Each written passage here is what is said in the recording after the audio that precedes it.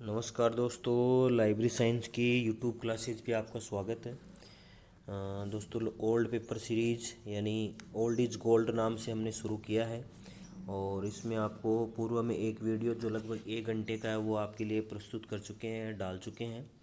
उम्मीद करता हूँ कि वो आपको अच्छा लगा होगा। इसी श्रृंखला में आज अपन कुछ एक और वीडियो और कुछ एक ओल्ड पेपर्स जो हैं उनको अपन आज फिर शामिल करने जा रहे हैं। तो जितने दोस्तों आप ओल्ड पेपर इन दिनों आप हल करेंगे उतना ही आपको आने वाले एग्ज़ाम में क्या होगा, फ़ायदा होगा।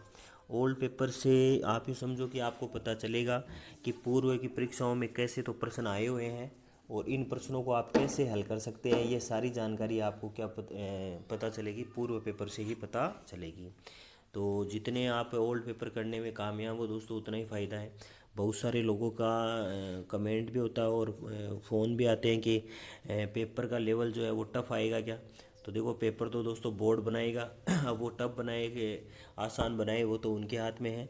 और फिर भी अपन अपनी तैयारी को बहुत ही भली भांति तरीके से करेंगे तो यूँ समझो अपने कॉन्सेप्ट क्लियर हैं, अपनी बहुत सारी चीज़ें और बातें अगर अपने को क्लियर हैं तो अपना काम जो है दोस्तों वो आसानी से क्या है हो सकता है। तो आज की इस ओल्ड पेपर सीरीज का एक और पेपर के साथ में अपन चर्चा करते हैं। वो अपना पेपर है आरओई स्कूल 2019 की एग्ज़ाम है और उसमें बात करेंगे लाइब्रेरियन एग्ज़ाम 2019। दोस्तों, हमारे यूट्यूब चैनल से ज़्यादा तो विश्वास नहीं दिलाता मैं आपको। हाँ, इतना ज़रूर कहूँगा कि अगर आप इसमें लगातार इस यूट्यूब चैनल पे बने रहते हैं या पूर्व जो भी हमने जो चीज़ें डाली हैं वो आप लगातार देखते रहते हैं तो आप ही समझिएगा कि आप लाइब्रेरियन की कोई भी एग्ज़ाम, चाहे वो इंडिया लेवल में कहीं भी हो रही हो, आसानी से आप उसको क्या कर लेंगे, उस एग्ज़ाम को क्रैक कर लेंगे या एक अच्छा प्रकार का जो स्कोर है उसको आप प्राप्त कर लेंगे। तो शुरू करते हैं दोस्तों आज की इस क्लास में। पहला क्वेश्चन है दोस्तों, निम्न किसमें से कौन सा पुस्तकालय प्रबंधन सॉफ्टवेयर नहीं है, यानी लाइब्रेरी मैनेजमेंट सॉफ्टवेयर नहीं है। तो दोस्तों, लाइब्रेरी मैनेजमेंट सॉफ्टवेयर जो है वो कैटमैन नहीं है। वैसे कैटमैन एक सॉफ्टवेयर है दोस्तों, ऐसी बात नहीं है, लेकिन ये मैनेजमेंट से रिलेटेड क्या है, संबंधित नहीं है। एलिस फॉर विंडोज़, लिप्सिस और ई प्रिंट सॉफ्टवेयर जो है दोस्तों ये लाइब्रेरी मैनेजमेंट से क्या है, जुड़े हुए हैं। दोस्तों, आप हमें कमेंट कर सकते हैं कि लिप्सिस सॉफ्टवेयर का निर्माता यानी लिप्सिस कॉरपोरेशन जो है वो इसका निर्माण कब से कर रहा है, या यह किस प्रकार का सॉफ्टवेयर है। क्या ये ओपन सोर्स सॉफ्टवेयर है, यानी ओपन सोर्स बोले तो जो सबके लिए फ्री उपलब्ध हो जाता हो ऐसा है, या कॉमर्शियल सॉफ्टवेयर है, वो आप हमें कमेंट कर सकते हैं। आगे बढ़ते हैं दोस्तों। दूसरा अपना प्रश्न बनेगा, वो बनेगा भारत में सन 1934 में किस सूचीकरण संहिता का उद्भव हुआ। तो सन 1934 की बात करें दोस्तों तो वो बन गई थी ट्रिपल सी। 1934 की बात करें दोस्तों, यानी 1934 सन 1934 में triple C classified catalogue code जो है ये वर्गीकरण पद्धति जो थी बन गई थी। तो ट्रिपल सी विशेष है दोस्तों। ट्रिपल सी को बनाने वाले डॉक्टर एस आर रंगानाथन जी थे और रंगानाथन महोदय जो हैं दोस्तों ये इसको क्या करते हैं, वर्गीकृत सूची संहिता के रूप में क्या करते हैं, भारतीय पद्धति के रूप में प्रस्तुत करते हैं, जिसके अब तक कुल कुल आप 5 संस्करण इसके क्या हो चुके हैं, प्रकाशित हो चुके हैं। यानी इसके अब तक कुल कितने संस्करण प्रकाशित हो चुके हैं, 5 संस्करण, यानी इसके 5। और सीसी में बात करें दोस्तों तो सीसी में कितने संस्करण, 7 संस्करण। इसके 5 संस्करणों का अपन जिक्र जो है दोस्तों वो भी कर लेते हैं। 5 संस्करणों में बात करें तो सबसे पहला संस्करण जो था वो सन 1934 में, यानी सन 1934 में। दूसरा सन 1945 में। तो दो हो गए दोस्तों, यानी 34 और 45। उसके बाद में बात करें दोस्तों तो तीसरा आ गया था सन 1951 में, तीसरा सन 1951 में।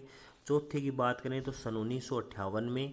और पाँचवें की बात करें दोस्तों तो पाँचवा संस्करण जो है वो 1960। यहाँ तक तो मैं आपको ले आया हूँ। अब आपको बताना है कि पाँचवा संस्करण जो है वो कब प्रस्तुत किया गया था। 1964 था, 5 था, 6 था या 7 था, ये आपके लिए ऑप्शन है। आप पाँचवें संस्करण के बारे में क्या कर सकते हैं, हमें कमेंट कर सकते हैं। तो कहने वाला 5 संस्करण अब तक प्रकाशित किए जा चुके हैं और 5 संस्करणों में पाँचवा संस्करण जो है वो आप हमें क्या कर सकते हैं, कमेंट कर सकते हैं। आगे प्रश्न बनेगा दोस्तों, उसकी भी यहाँ चर्चा कर लेते हैं। आगे अपना यहाँ से प्रश्न बनेगा प्रश्न नंबर 2 कि कोनोमेरा पब्लिक लाइब्रेरी कहाँ स्थित है। कोनोमेरा पब्लिक लाइब्रेरी कहाँ स्थित है, तो सीधा सा उत्तर यहाँ तो चेन्नई हो जाएगा कि कोनोमेरा पब्लिक लाइब्रेरी कहाँ स्थित है, चेन्नई में स्थित है। दोस्तों, इस कोनोमेरा पब्लिक लाइब्रेरी की बात करें तो ये भारत का एक डेपोसेटरी लाइब्रेरी है। भारत का एक डेपोसेटरी लाइब्रेरी है, यानी delivery book of act, delivery book of act की बात करें जो सन 1954 में बना था, उसके तहत ये क्या है, भारत का एक डेपोसिटरी लाइब्रेरी है जो भारत में प्रकाशित जो भी प्रकाशक है उनकी 30 दिवस की अधिकतम समयावधि के दौरान एक प्रति अपने यहाँ प्राप्त करने का क्या रखता है, अधिकार रखता है। दोस्तों मैं कोनेमेरा की बात कर रहा हूँ इसलिए एक प्रति, अगर डेपोसिटरीज लाइब्रेरीज नाम होता तो 4 के लिए कितनी प्रतियाँ, 4 प्रतियाँ हो जाता है यहाँ पर। आगे प्रश्न बनता है दोस्तों प्रश्न संख्या 4 के हरियाणा में सार्वजनिक पुस्तकालय अधिनियम कब पारित हुआ, तो सीधा सा उत्तर बनाना है सन 1989 में। और याद रखना है दोस्तों, हरियाणा भारत के उन 5 राज्यों में है जहाँ पर उपस कर लेने का क्या है भाई, प्रावधान है, जहाँ पर क्या है, उपस कर लेने का प्रावधान है, तो हरियाणा को याद रखना। साथ ही हरियाणा के साथ सन 1989 में ही एक अन्य और राज्य जिसका नाम क्या है भाई, केरल है, इस केरल राज्य में भी क्या पारित किया गया, सार्वजनिक पुस्तकालय अधिनियम पारित किया गया। आगे प्रश्न बनता है दोस्तों कि भारत में राष्ट्रीय पुस्तकालय के निम्नलिखित पुस्तकालय अध्यक्षों को उनकी सेवानुसार या कालक्रमित क्रम में उनको व्यवस्थित कीजिए, यानी कौन पहले रहा और कौन बाद में रहा, ये आपको क्या रखना है, याद रखना है। दोस्तों यहाँ पर राष्ट्रीय पुस्तकालय के नाम जोड़ लिया, लेकिन यहाँ पर एक नाम दिया हुआ है KM असदुल्ला खां, तो ये आप यूँ समझो कि यहाँ पर हम एग्जामिनर जो है वो आरओई स्कूल वाले जो भी पेपर्स हैं उनमें थोड़ा सा भ्रमित करने के लिए क्या करते हैं, इस प्रकार चीज़ें डाल देते हैं। वैसे तो KM असदुल्ला खां जो है वो सीधे किससे जुड़े थे, इंपीरियल लाइब्रेरी से, तो यहाँ पर 1 नंबर में तो आ जाएगा कौन, KM असदुल्ला खां। उसके बाद में KM असदुल्ला खां के बाद में 2 नंबर पे आ गए थे BS केसवन, और BS केसवन के बाद में अगर बात करें दोस्तों तीसरे नंबर पर तो वो है YM मूल्य। YM मूल्य के बाद में फिर BS केसवन थे, लेकिन यहाँ पर 4 नंबर में आ जाएगा DR कालिया। तो इसमें इस प्रकार का ऑप्शन जो जिसमें 4 तो क्या हो, 1 पे हो, यानी 4, उसके बाद में 1, और उसके बाद में 2, उसके बाद में 3, ये अगर बात करें दोस्तों तो ये इसका क्या हो जाएगा, इस प्रश्न का राइट आंसर जो है वो हो जाएगा। आगे बढ़ जाते हैं दोस्तों, आगे प्रश्न बनेगा प्रश्न संख्या 6, यह एकीकृत परिपथों का प्रयोग। ये दोस्तों एकीकृत परिपथ है जो ये IC का नाम है दोस्तों, IC यानी इंटीग्रेटेड सर्किट का नाम है, और इंटीग्रेटेड सर्किट का यूज जो है दोस्तों वो तीसरी पीढ़ी में हुआ था। आप यहाँ से यूँ याद रखो, देखो कि यहाँ से केवल आपको इतनी सी बातें याद रख लीजिए दोस्तों, 5 पीढ़ियाँ हैं यानी 5 जनरेशन है, और इन 5 जनरेशन में दोस्तों सब में वैक्यूम ट्यूब, उसके अलावा ट्रांजिस्टर IC, माइक्रो प्रोसेसर और आर्टिफिशियल इंटेलिजेंसी। दोस्तों आपने बहुत सारी बुक्स पढ़ी होंगी, बहुत सारी किताबें आपने देखी होंगी, आपने कहीं कहीं कुछ हार्ड चीज़ें पढ़ी होंगी, जैसे आपने पढ़ा होगा कि माइक्रो प्रोसेसर का निर्माणकर्ता कौन था, माइक्रो प्रोसेसर का निर्माणकर्ता कौन था, तो माइक्रो प्रोसेसर को बनाने वाला व्यक्ति एम ई होप था। एम ई होप जो था वो माइक्रो प्रोसेसर को बनाने वाला था। तो वहीं मान लीजिए एग्ज़ाम में ऐसे प्रश्न आ जाए कि ये जो आर्टिफिशियल इंटेलिजेंस यानी कृत्रिम बुद्धिमत्ता जो है, यानी कृत्रिम बुद्धिमत्ता का पिता किसे कहा जाता है, यानी आर्टिफिशियल इंटेलिजेंसी का फादर या फादर ऑफ आर्टिफिशियल इंटेलिजेंसी किसे कहा जाता है, वो आप हमें कमेंट कर सकते हैं दोस्तों। कमेंट करवाने का एक ही मकसद है केवल कि आप इन प्रश्नों को भली भांति देखें तो आपको पता चले कि वास्तव में एग्ज़ाम में जो है वो इसी प्रकार के प्रश्न जो है वो बार बार पूछे जा रहे हैं। तो एक बार भी आप देख लेंगे तो ये आसानी से क्या हो जाएंगे, याद हो जाएंगे। आगे दोस्तों एटलिस्ट जो है वो उसकी स्थापना कब हुई, तो यहाँ तो अपने सीधा सा लिखा है सन 1969। आप यहाँ पर डेट भी याद रखना चाहिए दोस्तों, तो आप याद रख सकते हैं 19 दिसंबर सन 1969 को इसकी क्या की गई थी, स्थापना की गई थी। बात करते हैं दोस्तों ये है क्या, तो यह है Indian association for teachers library and information science, यानी यह पुस्तकालय संघों में जो अध्यापकों से जुड़ा हुआ एक क्या है, संघ है। और बात करें दोस्तों इसको बनाने में महत्वपूर्ण भूमिका या इस संघ के प्रथम अध्यक्ष कौन थे, तो वो S बशीरुद्दीन थे। S बशीरुद्दीन, यूँ समझो दोस्तों कि S बशीरुद्दीन एक महत्वपूर्ण व्यक्ति हैं। कैसे महत्वपूर्ण व्यक्ति हैं, इनको भारत सरकार के द्वारा पद्मश्री का पुरस्कार या पद्मश्री भी इनको क्या दिया गया, प्रदान किया गया। किनको, तो आपको याद रखना है दोस्तों S बशीरुद्दीन को। आप हमें कमेंट कर सकते हैं दोस्तों कि इनको यह पुरस्कार कब दिया गया, S बशीरुद्दीन को। देखो 5 ही महत्वपूर्ण व्यक्ति हैं जिनका पांचों का सन मैं यहाँ 1 मिनट में कर देता हूँ, 57 में, 60 में, 72 में, 76 में और सन 2004 में। ये 5 ही व्यक्ति हैं। 5 व्यक्तियों में किसको पद्मश्री कब मिला हुआ है, तो वो आप हमें क्या कर सकते हैं, कमेंट कर सकते हैं। रंगानाथन 1957 है और BS केशवन जो है वो 1960 है। बात करेंगे दोस्तों एटलिस्ट जो है ये बड़ा ही महत्वपूर्ण है। एटलिस्ट के द्वारा हर बार एग्जाम में प्रश्न भी आते हैं। एटलिस्ट से पूर्व के एग्जाम में प्रश्न आया हुआ है कि एटलिस्ट के द्वारा जोगिंदर सिंह रामदेव मेमोरियल अवार्ड जो है वो किस पुस्तकालय संघ के द्वारा दिया जाता है, तो वो एटलिस्ट के द्वारा। मान लो प्रश्न आ जाए कि जोगिंदर सिंह रामदेव मेमोरियल अवार्ड या नारंग रिसर्च मेमोरियल अवार्ड ये जो है ये किसको प्रदान किए गए, तो आप सबसे पहला तो जोगिंदर सिंह रामदेव मेमोरियल अवार्ड को याद रखेंगे। ये सन 2018 का पुरस्कार जो है वो जम्मू एंड कश्मीर विश्वविद्यालय के पुस्तकालय अध्यक्ष के HOD SM शफी को क्या किया गया था, प्रदान किया गया था। तो ये आप जरूर क्या रखेंगे, याद रखेंगे। आगे बढ़ते हैं दोस्तों। आगे प्रश्न है 5 लॉज ऑफ लाइब्रेरी साइंस का प्रकाशन पहली बार कब किया गया, तो सन 1931 में। 5 लॉज ऑफ लाइब्रेरी साइंस की बात करें दोस्तों, SR रंगानाथन द्वारा रचित प्रथम पुस्तक है ये। और बात करेंगे दोस्तों इस प्रथम पुस्तक की, तो इस पुस्तक का पर बात करें विकास, तो विकास तो 1924 में कर लिया गया था। इसका पहली बार प्रतिपादन जो है वो सन 1928 में मीनाक्षी कॉलेज अन्नामलाई नगर में। तो साथ ही बात करें इसका प्रकाशन MLA यानी मद्रास लाइब्रेरी एसोसिएशन के द्वारा सन 1931 में यानी सन 1931 में इसका क्या किया गया था भाई, प्रकाशन कार्य जो है वो किया गया था। इसको दोबारा कब संपादित किया गया या कब संशोधित किया गया दोस्तों, तो वो भी आप याद रखिएगा। सन 1957 में इसको क्या किया गया, दोबारा संशोधित किया गया था। तो 5 लॉज ऑफ लाइब्रेरी साइंस है। दो आपके लिए प्रश्न मैं छोड़ देता हूँ यहाँ पर। इस पुस्तक की प्रस्तावना और भूमिका, प्रस्तावना लिखने वाला व्यक्ति और भूमिका लिखने वाला व्यक्ति। पहले मैंने कच्चा चिट्ठा में बताया है दोस्तों ऐसा कि प्रेफ और अपना प्रदेश, और भूमिका यानी दूसरी भूमिका व्यक्ति कौन था, तो एक विदेशी और एक भारतीय, दोनों कौन थे, तो वो आप हमें क्या कर सकते हैं, यहाँ पर कमेंट कर सकते हैं। आगे है दोस्तों कि विशेष सूची के लेखक कौन है। विशेष सूची के लेखक की सीधी बात करें दोस्तों तो EJ कोट्स है।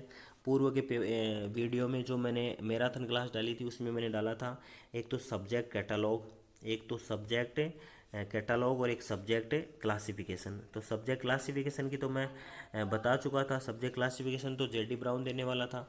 अब विषय सूची को देने वाला कौन है, EJ कोट्स है। तो EJ कोट्स का नाम यहाँ पर आपको मोटे मोटे अक्षरों में है, तो आगे है कि सब्जेक्ट कैटलॉग यानी विषय सूची देने वाला व्यक्ति कौन है, EJ कोट्स।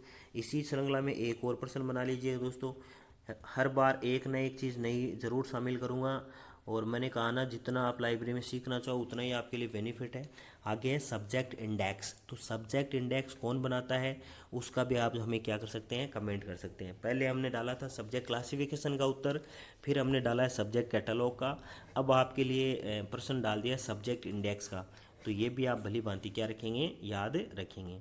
आगे प्रश्न है दोस्तों UDC में समय एकल के लिए इस्तेमाल किए जाने वाला संयोजक योजक चिन्ह कौन सा है, तो यहाँ से सीधा सा कर लेंगे, उल्टा उद्धरण चिन्ह है दोस्तों। UDC की बात कर रहा है। अब तक 4 पूर्ण संस्करण और 3 संक्षिप्त संस्करण क्या किए जा चुके हैं, प्रकाशित किए जा चुके हैं। यूनिवर्सल डेसिमल क्लासिफिकेशन नाम की पद्धति है, सन 1905 में बनती है। पॉल ओटलेट और हेनरिला फोंटेन जो है वो इस पद्धति को क्या है भाई, बनाने वाले व्यक्ति हैं। आप ही समझो इसको DDC का ही एक मूल स्वरूप इसमें शामिल था। बस इसमें ये याद रखना है कि इसमें मिश्रित अंकन का क्या किया गया, प्रयोग किया गया। किसका प्रयोग किया गया, तो मिश्रित अंकन का प्रयोग किया गया। आगे प्रश्न है दोस्तों कि किस वर्ष इंसडॉक का नामकरण निस्केर के रूप में किया गया, तो वो भी आप याद रखेंगे दोस्तों। ये है 30 सितंबर सन 2002 को। 30 सितंबर सन 2002 को इसका इंसडॉक का नामकरण जो है वो निस्केर के साथ में विलय कर दिया गया था। दोस्तों दो ही नाम है देखो, इंसडॉक यानी बात करें तो इंसडॉक का पूरा नाम, अगर पेपर आसान हुआ तो इन दोनों में से किसी एक का पूरा नाम पूछा जा सकता है। तो या तो दोनों के नाम मैं बता देता हूँ या फिर एक का बता देता हूँ जिससे आप एक का बता सकें। पहला है दोस्तों Indian national scientific documentation centre, सन 1952 में बनता है। यूनेस्को की इसको बनाने में क्या रहती है, महत्वपूर्ण भूमिका रहती है। और साथ ही बात करें दोस्तों इंसडॉक महत्वपूर्ण है। यूँ समझो कि चैनल जो है वो इसको यूनिक बनाने का दिन रात मैं प्रयास करता हूँ दोस्तों।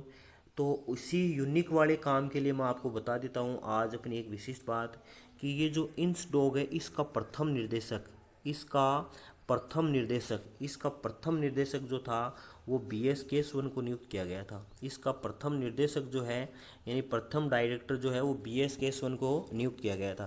दोस्तों यूनिक बात है, मैं ये नहीं कहता कि भाई मैं ही सर्वश्रेष्ठ हूँ, ये ऐसा बिल्कुल भी नहीं है। मैं भी थोड़ा बहुत ही जानता हूँ, बस उस से काम को बढ़ावा देने का कार्य करता हूँ। यूँ समझो कि ये इंस डॉग का प्रथम निर्देशक जो है ये आपको बहुत ही कम चैनल के माध्यम से मिलेगा। हमारे चैनल से आपको जानकारी मिली कि इंस डॉग का प्रथम निर्देशक जो है वो कौन है भाई, BS केशवन है। आगे दोस्तों निस्केर का नाम बचा हुआ है, तो निस्केर आप जो है वो हमें क्या कर सकते हैं, कमेंट कर सकते हैं। आगे प्रश्न बनता है दोस्तों, आगे प्रश्न है कि प्रथम ई बुक के लेखक कौन है। तो प्रथम ई बुक को बनाने वाला व्यक्ति जो है दोस्तों वो स्टीफन किंग था। स्टीफन किंग जो था वो इसको क्या था, बनाने वाला व्यक्ति था। तो ई बुक से आप क्या जानते हैं, इसके विकीपीडिया से कोई जो भी आपको जानकारी प्राप्त है वो आप हमें क्या कर सकते हैं, कमेंट कर सकते हैं। कुछ जगह दोस्तों स्टार लगे हैं, इसका मतलब ROE ने उन प्रश्नों को क्या किया है, डिलीट किया है। आगे दोस्तों QR कोड, QR कोड जो है वो है बना था 1994 में यानी 1994 में। और QR कोड वास्तव में है क्या, तो QR कोड जो है दोस्तों वो क्विक रिस्पॉन्स है। QR कोड जो है उसका पूरा नाम जो है कि वो क्विक रिस्पॉन्स है। और कब बना, तो 1994 में दोस्तों। कहाँ बना है ये, तो वो भी आप याद रखेंगे, जापान में बना है। कहाँ बना हुआ है, जापान में क्या है ये QR कोड बना हुआ है। आगे प्रश्न है दोस्तों, विश्वकोश ब्रिटेनिका में मैक्रोपीडिया के अनुक्रमणिका के रूप में कार्य करता है। यानी मैक्रोपीडिया जो वो किसके अनुक्रमणिका के रूप में कार्य करता है, तो आप याद रखिएगा मैक्रो दोस्तों माइक्रोपीडिया के अनुक्रमणिका के रूप में क्या करता है, कार्य। दोस्तों एक महत्वपूर्ण प्रश्न बनता है, बहुत सारे जो साथी हैं उनके एक डाउट होता है, लिखा होता है इनसाइक्लोपीडिया ऑफ ब्रिटेनिका, लिखा होगा इनसाइक्लोपीडिया ऑफ ब्रिटेनिका यानी इनसाइक्लोपीडिया ऑफ ब्रिटेनिका। अब लिखा है कि ऑफ ब्रिटेनिका के तो कितने भाग हैं, तो इनसाइक्लोपीडिया ऑफ ब्रिटेनिका जो है इसके तो हैं 3 भाग। अब इसके साथ एक नाम जुड़ गया, वो जुड़ गया न्यू इनसाइक्लोपीडिया। न्यू इनसाइक्लोपीडिया, तो उसके कितने भाग हैं, 4 भाग। 3 भाग जो हैं उसमें माइक्रोपीडिया, मैक्रोपीडिया और प्रोपीडिया। और चौथे भाग के रूप में क्या जुड़ गया भाई, इंडेक्स जो है वो इसमें जुड़ गया। दोस्तों आप बता सकते हैं न्यू इनसाइक्लोपीडिया का जो लेटेस्ट एडिशन जो है वो कब प्रकाशित किया गया, और इसका प्रकाशन जो है वो बंद कब कर दिया गया, वो आप हमें क्या कर सकते हैं, कमेंट कर सकते हैं। आगे है डिक्शनरी ऑफ कैटलॉग के जनक के रूप में किसे जाना जाता है दोस्तों, तो डिक्शनरी ऑफ कैटलॉग के जनक के रूप में CA कटर को जाना जाता है। दोस्तों CA कटर महत्वपूर्ण है, यानी चार्ल्स एमी कटर जो है वो काफ़ी महत्वपूर्ण है दोस्तों, चार्ल्स एमी कटर। और चार्ल्स एमी कटर जो है दोस्तों ये सन 1876 में rules for a dictionary catalogue नामक एक पुस्तक लिखते हैं। साथ ही दोस्तों एक्सपेंसिव क्लासिफिकेशन यानी EC का निर्माण करने वाले भी कौन थे, तो EC का निर्माण करने वाले व्यक्ति भी याद रखना दोस्तों CA कटर थे। साथ ही CA कटर दोस्तों महत्वपूर्ण है, क्यों महत्वपूर्ण है, यूँ महत्वपूर्ण है दोस्तों कि CA कटर जो है वो रंगानाथन के समकालीन मेल्विन डेवी के क्या थे, समकालीन थे। और साथ ही दोस्तों ये क्या करते हैं, ये उस समय मेल्विन डेवी महोदय के साथ में मिलकर क्या करते हैं, पुस्तकालय विज्ञान के जो नए आयाम हैं उनको स्थापित करने का क्या करते हैं, कार्य करते हैं। दोस्तों इनकी जो महत्वपूर्ण पुस्तक है rules for a dictionary catalogue, उसकी भी एक बार थोड़ी सी यहाँ चर्चा कर लेते हैं। Rules for a dictionary catalogue, rules for a dictionary catalogue जो इनकी महत्वपूर्ण पुस्तक है उसको भी अपन यहाँ चर्चा करेंगे। इसका निर्माण जैसा कि अपन बात कर चुके हैं 1876 में किया गया, निर्माण जो है वो 1876 में किया गया। साथ ही बात करेंगे दोस्तों इसमें कुल 205 इसमें क्या थे, नियम थे। कुल कितने नियम थे, 205 इसमें कुल नियम थे। और साथ ही बात करें दोस्तों इस रूल्स फॉर डिक्शनरी कैटलॉग के अब तक 4 संस्करण क्या किए जा चुके हैं, प्रकाशित किए जा चुके हैं। इसके कितने संस्करण प्रकाशित किए जा चुके हैं, तो 4 संस्करण। आपको याद रखना है दोस्तों 4 संस्करणों में 1876, 76 के बाद में बात करें दोस्तों तो 1889, 89 के बाद में बात करें दोस्तों तो सन 1891, और 1891 के बाद में बात करें तो सन 1904 जो है, यानी 76, 89, 91 और 4 में इनको क्या किया गया है दोस्तों, इसके संस्करण जो है प्रकाशित किए गए हैं। दोस्तों हमारी जो नई पुस्तक है उस नई पुस्तक में आपको रूल्स फॉर डिक्शनरी कैटलॉग, साथ ही चार्ल्स एमी कटर की खूब सारी जानकारी उसमें अवेलेबल रहेगी। साथ ही दोस्तों आपको बता दें कि ये जो चार्ल्स एमी कटर जो है दोस्तों वो ALA यानी अमेरिकन लाइब्रेरी एसोसिएशन के भी क्या रहे हैं, अध्यक्ष पद पर भी क्या रहे हैं, नियुक्त रहे हैं। तो आप हमें बता सकते हैं कि ये कौन से समय में अध्यक्ष पद पे रहे, या कमेंट कर सकते हैं कि अध्यक्ष पद पर चार्ल्स सेमी कटर जो है वो कब नियुक्त हुए। साथ ही लाइब्रेरी जनरल्स जो है दोस्तों, इसमें भी इस पत्रिका को निकालने में भी इनकी क्या रही, महत्वपूर्ण भूमिका मानी जाती है। 1837 में इनका जन्म हुआ था और सन 1903 में इनकी क्या हो गई थी, मृत्यु हो गई थी। जन्म जो है दोस्तों वो भी अमेरिका में, और मृत्यु जो है वो भी कहाँ हुई, अमेरिका में इनकी मृत्यु जो है वो हो गई थी। तो इसको भी आप क्या रखेंगे, विशेष याद रखेंगे दोस्तों। एक प्रश्न के खूब सारे तरीके, खूब सारी चीज़ें जो है वो आप बाहर निकाल सकते हैं। आगे प्रश्न है दोस्तों, किस वर्ष 10 अंकों का ISBN जो है वो 13 अंकों के ISBN में बदल गया। तो दोस्तों यहाँ से याद रखना है, उत्तर तो यहाँ पर जनवरी 2007 हो जाएगा, लेकिन ये प्रश्न की थोड़ी सी भाषा को घुमाया है, थोड़ा सा ऑप्शन को भी आप ध्यान रखेंगे और ऑप्शन को एक नया स्वरूप दे देंगे। कैसे नया स्वरूप देना है वो भी मैं आपको बता देता हूँ। लिखा है कि किस वर्ष 10 अंकों के ISBN 13 अंकों के ISBN में बदल गया था। तो दोस्तों ये कब बदल गया था, तो यहाँ तो उत्तर सही है ये, ठीक है।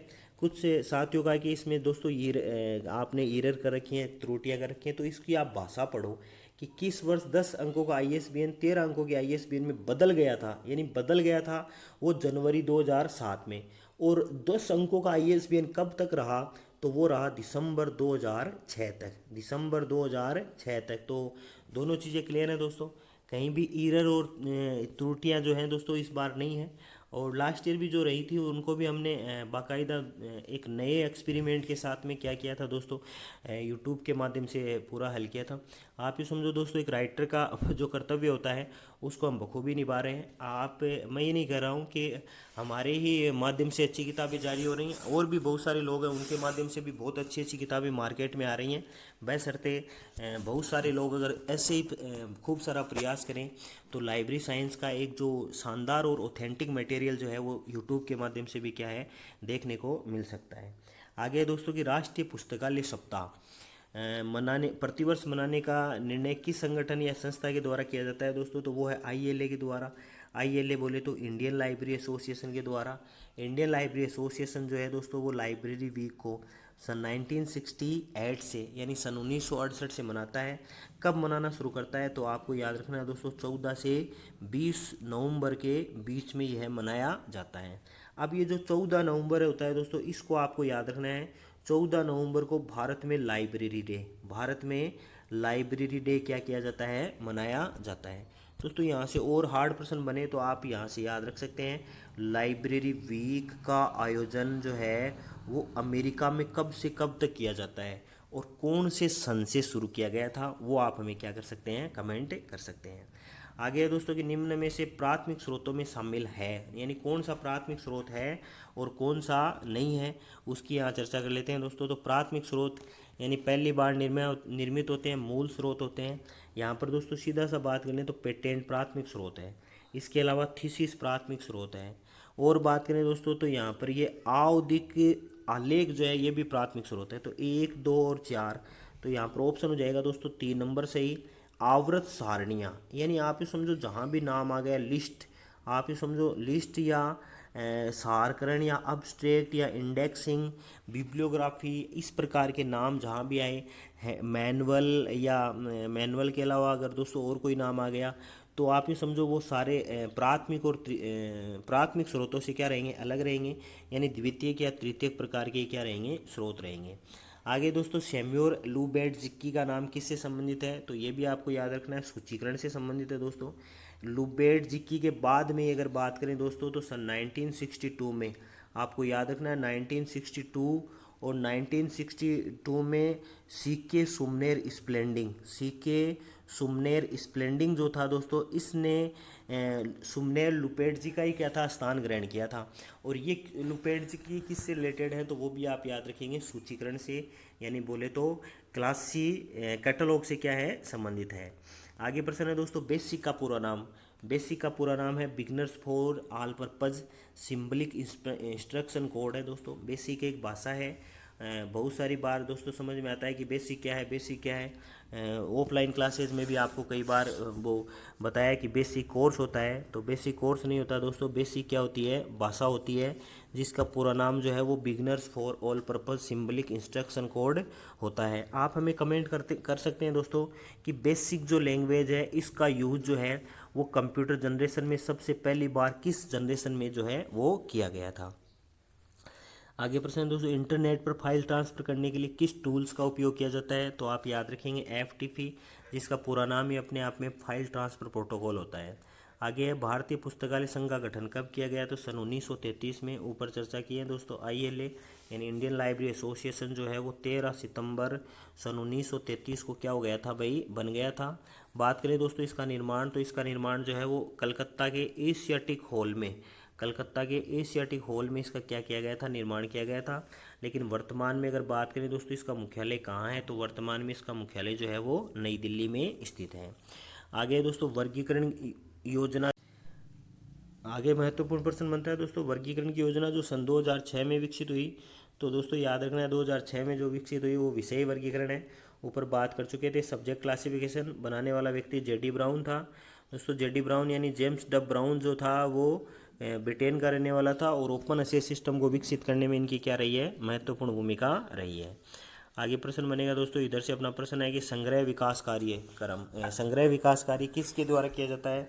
तो संग्रह विकास कार्य जो है वो अधिग्रहण विभाग, अधिग्रहण विभाग बोले तो एक्विजिशन सेक्शन के द्वारा क्या किया जाता है दोस्तों, पुस्तकों को संग्रहित करने का कार्य जो है वो किया जाता है। थर्ड यूनिट का मैराथन क्लास डाला था दोस्तों, तो मैराथन क्लास में सारे विभाग हैं, वहाँ से आप इनको क्या कर सकते हैं, देख सकते हैं। आगे एक पुस्तकालय की त्रिमूर्ति, तो पाठक, पुस्तक और कर्मचारी जो होते हैं दोस्तों, यानी उपयोगकर्ता, प्रलेख और कर्मचारी जो हैं वो एक पुस्तकालय की त्रिमूर्ति होते हैं। ये त्रिमूर्ति वाली बात कौन कहते हैं, तो ये त्रिमूर्ति वाली बात जो है वो डॉक्टर SR रंगानाथन महोदय कहते हैं, तो याद रखना है दोस्तों ये भी। आगे सूचना तक पहुंचने के लिए द्वितीयक स्रोत बनाए जाते हैं। द्वितीयक स्रोत बनाए जाते हैं, किससे बनाए जाते हैं, तो आप याद रखिएगा दोस्तों, प्राथमिक स्रोतों पर क्या होते हैं, ये आधारित होते हैं। आगे है दोस्तों मेडलर्स, मेडलर्स महत्वपूर्ण है, मेडलर्स काफ़ी इंपॉर्टेंट है दोस्तों। मेडलर्स का प्रश्न जो है वो एग्जाम में आने का पूरी संभावना रहेगी। तो है दोस्तों मेडलर्स का विस्तृत रूप, मेडलर्स का विस्तृत रूप यानी पूरा नाम क्या है, तो ये है medical literature analysis and retrieval system जो है दोस्तों, ये क्या है, मेडलर्स का पूरा नाम है दोस्तों। इसने मेडलाइन, मेडलाइन नाम से क्या है, इन्होंने अपना ऑनलाइन वर्जन भी जारी किया गया है। एक नाम है दोस्तों साइंस एक्सेस, साइंस एक्सेस का इससे कोई संबंध है क्या, जो लोग थोड़े दिनों से तैयारी करें दोस्तों वो तो नहीं बता पाएंगे, लेकिन साइंस एक्सेस के बारे में वो बता देंगे जिन्होंने पूर्व में भी हमारे वीडियो देखे हैं, या काफ़ी लंबे टाइम से वो क्या कर रहे हैं, जो तैयारी कर रहे हैं। तो वो आप जो जानते हैं वो कमेंट कर सकते हैं। अदरवाइज़ अगर आप नहीं बता पाए तो नेक्स्ट वीडियो जब मैं डालूंगा तो उसमें साइंस एक्सेस क्या होता है उसके बारे में आपको बता दूंगा। आगे प्रश्न है दोस्तों कि GOC यानी गुड ऑन कंसाइनमेंट निर्धारण करने में पुस्तकालयों की मदद करता है। गुड ऑफिस कमेटी दोस्तों जो है वो उसी का दूसरा रूप है ये, यानी गुड ऑन कंसाइनमेंट जो है वो क्या निर्धारित करता है, तो दोस्तों ये सीधा निर्धारित करता है विदेशी एजेंटों और विक्रेताओं के नाम को क्या करता है, को जारी करने या निर्धारित करने का कार्य करता है। आगे है दोस्तों भारत में डिलीवरी बुक ऑफ एक्ट कब लागू किया गया या कब पारित किया गया, तो सन 1954 में। दोस्तों डिलीवरी बुक ऑफ एक्ट काफ़ी महत्वपूर्ण है, और डिलीवरी बुक ऑफ एक्ट से हर बार एग्जाम में प्रश्न आए हैं, इस बार भी प्रश्न बनने की क्या है, पूरी की पूरी संभावना है, तो इसको आप क्या रखेंगे, याद रखेंगे। आगे प्रश्न बनेगा दोस्तों वो है इंडियन लाइब्रेरी एसोसिएशन के वर्तमान अध्यक्ष कौन है, तो वर्तमान अध्यक्ष जो है दोस्तों वो BD कुंभार हैं। BD कुंभार महत्वपूर्ण है, और याद रखना सन 2019 से इस पद पर क्या है, नियुक्त है। आगे निम्नलिखित अनुक्रमणिका पढ़ने वालों को उनके उत्पत्ति के क्रम में क्या कीजिए, व्यवस्थित कीजिए। दोस्तों ये प्रश्न उत्पत्ति का क्रम है, और आपने हमारे YouTube चैनल के माध्यम से बहुत सी चीज़ें सीखी हैं, तो ये मैं प्रश्न जो है वो आप लोगों के लिए छोड़ देता हूँ। यानी पॉपसी तो कब बना, प्रेसिज कब बना, चेन इंडेक्सिंग कब बना, और क्विक जो है वो कब बना। दोस्तों ये क्विक जो है वो KWIC है, KWIC। प्रेसिज को आप जानते ही हैं, डेरेक ऑस्टिन जिसके साथ में जुड़ा हुआ है। पॉपसी जिसका गणेश भट्टाचार्य जो है जिसके क्या है, निर्माता हैं दोस्तों। और साथ ही चेन इंडेक्सिंग, चेन इंडेक्सिंग की बात करें तो डॉक्टर SR रंगानाथन। मैं यहाँ पर एक का सन जो आपको बता देता हूँ दोस्तों, चेन इंडेक्सिंग सन 1934। और क्विक की बात करें दोस्तों तो KWIC है, यानी HP लुहान के द्वारा निर्मित की गई थी। सन 1958 में इसका क्या कर लिया गया था, निर्माण कर लिया गया था। तो आप इस पूरे को देखो, दो ही बचे हैं, प्रेसिज और पॉपसी, तो इनके आप क्या कर सकते हैं, इनके सन देकर इनका कौन सा जो क्रम है वो आगे पीछे, या कौन सा पहला और कौन सा बाद में आएगा, ये आप हमें क्या कर सकते हैं, कमेंट कर सकते हैं। तो आप कमेंट करके ज़रूर बताइएगा। प्रश्न संख्या 31 की क्या कर रहे हैं अपन यहाँ चर्चा कर रहे हैं।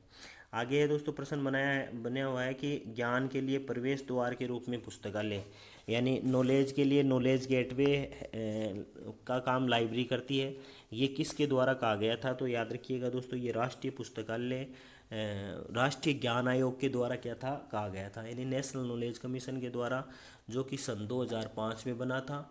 और इसकी भी अगर एग्जिट डेट याद रखें दोस्तों, तो 13 जून सन 2005 में बना था, जो सन 2014 में क्या हो गया, विघटित हो गया। कुछ लोगों के कमेंट थे कि दोस्तों ये केसर इसका ना मतलब है, इस राष्ट्रीय ज्ञान आयोग का प्रथम अध्यक्ष तो आपने बता दिया सेम पित्रोदा ही था। बाद के अध्यक्ष कौन थे, तो दोस्तों याद रखना इसका विघटन ही क्या हो गया था, 2014 में हो गया था। तो सेम पित्रोदा ही इसके क्या है, प्रथम अध्यक्ष थे, और इन्हीं के कार्यकाल के दौरान ये क्या हो गया, समाप्त हो गया।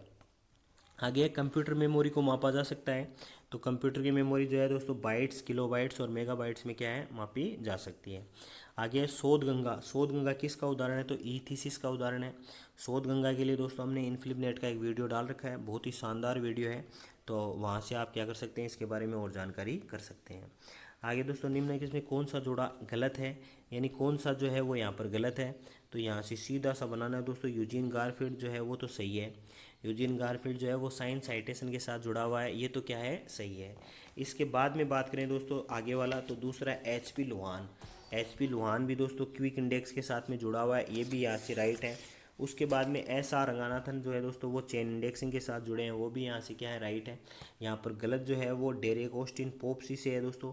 पोपसी से आपको जोड़ना है गणेश भट्टाचार्य, और डेरेक ऑस्टिन को जोड़ना आपको किससे, भाई, प्रेसिज के साथ में। डेरेक ऑस्टिन को किसके साथ में जोड़ना है, प्रेसिज के साथ में जोड़ना है। आगे दोस्तों मिलान करने वाला क्वेश्चन ही है, ऐसा ही प्रश्न है, आसान सा प्रश्न है। देखो प्रश्न है कि निम्नलिखित में से इनको मिलाइए। तो कोन्नामेरा जो है वो तो है कहाँ पर, कोन्नामेरा तो है चेन्नई में। राष्ट्रीय पुस्तकालय है जो कलकत्ता में। खुदाबख्श जो है वो पटना में है। और एशियाटिक सोसाइटी जो है दोस्तों वो मुंबई में। अब यहाँ से भी इम्पोर्टेंट कौन सा है दोस्तों, तो खुदाबख्श ओरिएंटल पब्लिक लाइब्रेरी है, वो काफ़ी महत्वपूर्ण है, जो पटना बिहार में स्थित है। और यहाँ से हर बार एग्ज़ाम में क्या है दोस्तों, प्रश्न आ रहा है कि ये कब बनती है या इसका निर्माण कब किया जाता है। निर्माण करने में इनके पिता यानी खान बहादुर खुदाबख्श के पिता मौलवी मोहम्मद की कोई भूमिका रही क्या। अगर आप इसके बारे में जानते हैं तो आप हमें कमेंट कर सकते हैं। आगे प्रश्न बनेगा दोस्तों, किसने कहा था कि सूचना उत्पाद एवं प्रक्रिया दोनों है।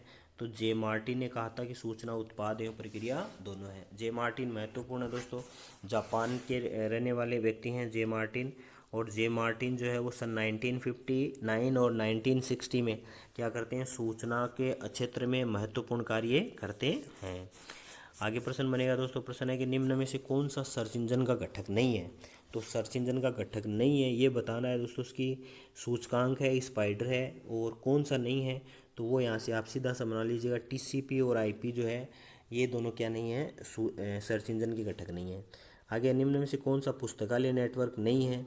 तो पुस्तकालय नेटवर्क में दोस्तों इंडोनेट नहीं है, बल्कि इनफ्लिपनेट है, डेलनेट है और OCLC है। इनफ्लिपनेट, OCLC और डेलनेट तीनों के महत्वपूर्ण वीडियो हमने पूर्व में डाल दिए हैं, आप तीनों को वहाँ से क्या कर सकते हैं, देख सकते हैं। आगे दोस्तों, मुख्य मेमोरी के दो प्रकार होते हैं। मुख्य मेमोरी दो प्रकार की होती है, एक तो रैम और दूसरी होती है रोम। यानी एक तो होती है रैंडम एक्सेस मेमोरी और एक होती है रीड ओनली मेमोरी। दोस्तों यहाँ भी UGC नेट में एक प्रश्न आता है, एक तो आता है वोलेंटाइन और एक आता है नॉन वोलेंटाइन। यानी वोलेंटाइन और नॉन वोलेंटाइन कौन सी मेमोरियाँ होती हैं, तो वो भी आप हमें क्या कर सकते हैं, कमेंट कर सकते हैं। यहाँ से एक प्रश्न लेंगे दोस्तों रैम और रोम का, यानी कौन सा तो स्थायी है और कौन सी अस्थायी मेमोरी है, ये आप हमें क्या कर सकते हैं, कमेंट कर सकते हैं। आगे प्रश्न बनेगा कि उनकी उत्पत्ति वर्ष के आधार पर क्या कीजिए। दोस्तों निम्न को योजनाओं को व्यवस्थित कीजिए। उत्पत्ति के आधार पर बात करें तो यहाँ से देखो सबसे पहले तो है ग्रंथ सूची वर्गीकरण, यानी ग्रंथ सूची को आप अंग्रेजी में लो दोस्तों, ये तो है BC यानी बिब्लियोग्राफी क्लासिफिकेशन, ये है DDC। उसके बाद में है कांग्रेस का पुस्तकालय वर्गीकरण, तो वो है LCC। और फिर है दोस्तों UDC। अब इनको आपको सीधा सीधा बनाना है, एक तो 1935 में, DDC है जो 1876 में, और LCC जो है दोस्तों वो 1904 में, और UDC जो है वो 1905 में। क्रम की बात करें कौन सा आगे पीछे दाएं बाएं होगा, तो यूँ समझो B जो है वो इसमें 1 नंबर पे होगा। B के बाद में 2 नंबर पे जो है दोस्तों वो क्या होगा, C होगा। तो ऐसा कोड देख लो जिसमें ये 4 लिखा हुआ है यहाँ से, तो 4 यहाँ से सीधा बन जाएगा BC, और DA जो है वो इसका क्या बन जाएगा भाई, उत्तर बन जाएगा। आगे प्रश्न है, निम्न में से कौन सी सबसे अच्छी गुणवत्ता वाली ग्राफिक्स का उत्पादन करता है? तो लेजर प्रिंटिंग जो है वो अच्छी गुणवत्ता का क्या करता है, प्रतिपादन करता है। आगे है दोस्तों, अभिकस पहला था, गणना करने का प्राचीन उपकरण था, तो कैसा क्या स्वरूप था इसका, तो वो भी आप याद रखिएगा, मैकेनिकल कैलकुलेटर था दोस्तों ये। आगे है, निम्न में से किसका उपयोग प्राथमिक भंडारण के लिए किया जाता है? तो चुंबकीय टेप का प्रयोग जो है वो प्राथमिक भंडारण के लिए किया जाता है। दोस्तों वीडियो थोड़ा बड़ा हो जाएगा, कोशिश करूंगा कि पूरा पेपर हल करें। वैसे प्रयास तो मैंने ये किया था कि अपन भी लगभग 2-3 घंटे के वीडियो डालें इस प्रकार के, लेकिन इस प्रकार के वीडियो काफ़ी बोरियत वाले हो जाते हैं दोस्तों, तो फिर भी प्रयास ये करूँगा कि लगभग 1-1 घंटे के अच्छे प्रकार के वीडियो जो आप लोगों के लिए डाल सकूँ। आगे है, निम्न में से कौन सा एक इनपुट डिवाइस है? तो इनपुट डिवाइस बताना है दोस्तों, यहाँ पर इनपुट डिवाइस जो है वो जॉयस्टिक है। इनपुट डिवाइस जो है वो क्या है भाई, जॉयस्टिक है। आगे प्रश्न है दोस्तों, निम्न की पुस्तकालय वैज्ञानिकों में से वर्ष 1851 में किसका जन्म हुआ? 1851 में पूछ रहा है दोस्तों, तो 1851 में जो है वो मेलविन डेवी का जन्म हुआ था। SR रंगानाथन की बात करें दोस्तों, तो इनका जन्म जो है वो सन 1892 में हुआ था। 1892 में भी कब हुआ था, तो वो आप याद रखेंगे 12 अगस्त सन 1892 को इनका क्या हुआ था, जन्म हुआ था। सियाली इनका गांव था, और सियाली जो कि तंजावुर या तंजौर जो है तमिलनाडु के ज़िले में इनका जन्म हुआ था। इनके पिता का नाम की बात करें दोस्तों, तो इनके पिता का नाम रामा अमृत अय्यर था, और माता का नाम की अगर बात करें दोस्तों, तो इनकी माता का नाम सीता लक्ष्मी था। और ख़ास बात है दोस्तों, एक अलग विषय से होकर यानी गणित जैसे विषय से जुड़े होने के बावजूद भारत में पुस्तकालय विज्ञान को जो इन्होंने ऊंचाइयां प्रदान की वो अद्वितीय हैं, यानी इनके जैसा कोई अन्य शायद ही कोई दूसरा भारत में ही नहीं बल्कि संपूर्ण विश्व में भी कोई नहीं हुआ। आगे बात करें, एक पुस्तकालय में परिसंचरण विभाग का दूसरा नाम क्या है? तो परिसंचरण विभाग का दूसरा नाम ही दोस्तों ग्रंथ आदान प्रदान है, सर्कुलेशन करने का क्या करता है, कार्य करता है।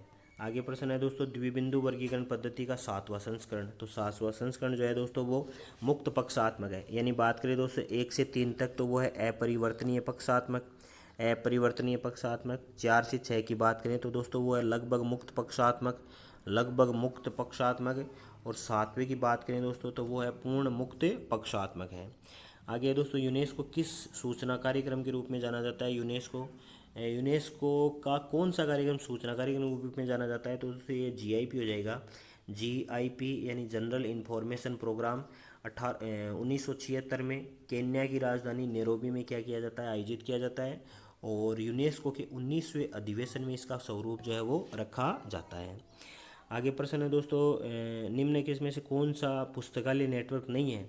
तो देखो यहाँ पर निकनेट यानी पुस्तकालय नेटवर्क की बात करें दोस्तों, ये नेटवर्क की बात करें तो यहाँ से निकनेट, OCLC, डेलनेट और इनफ्लिपनेट।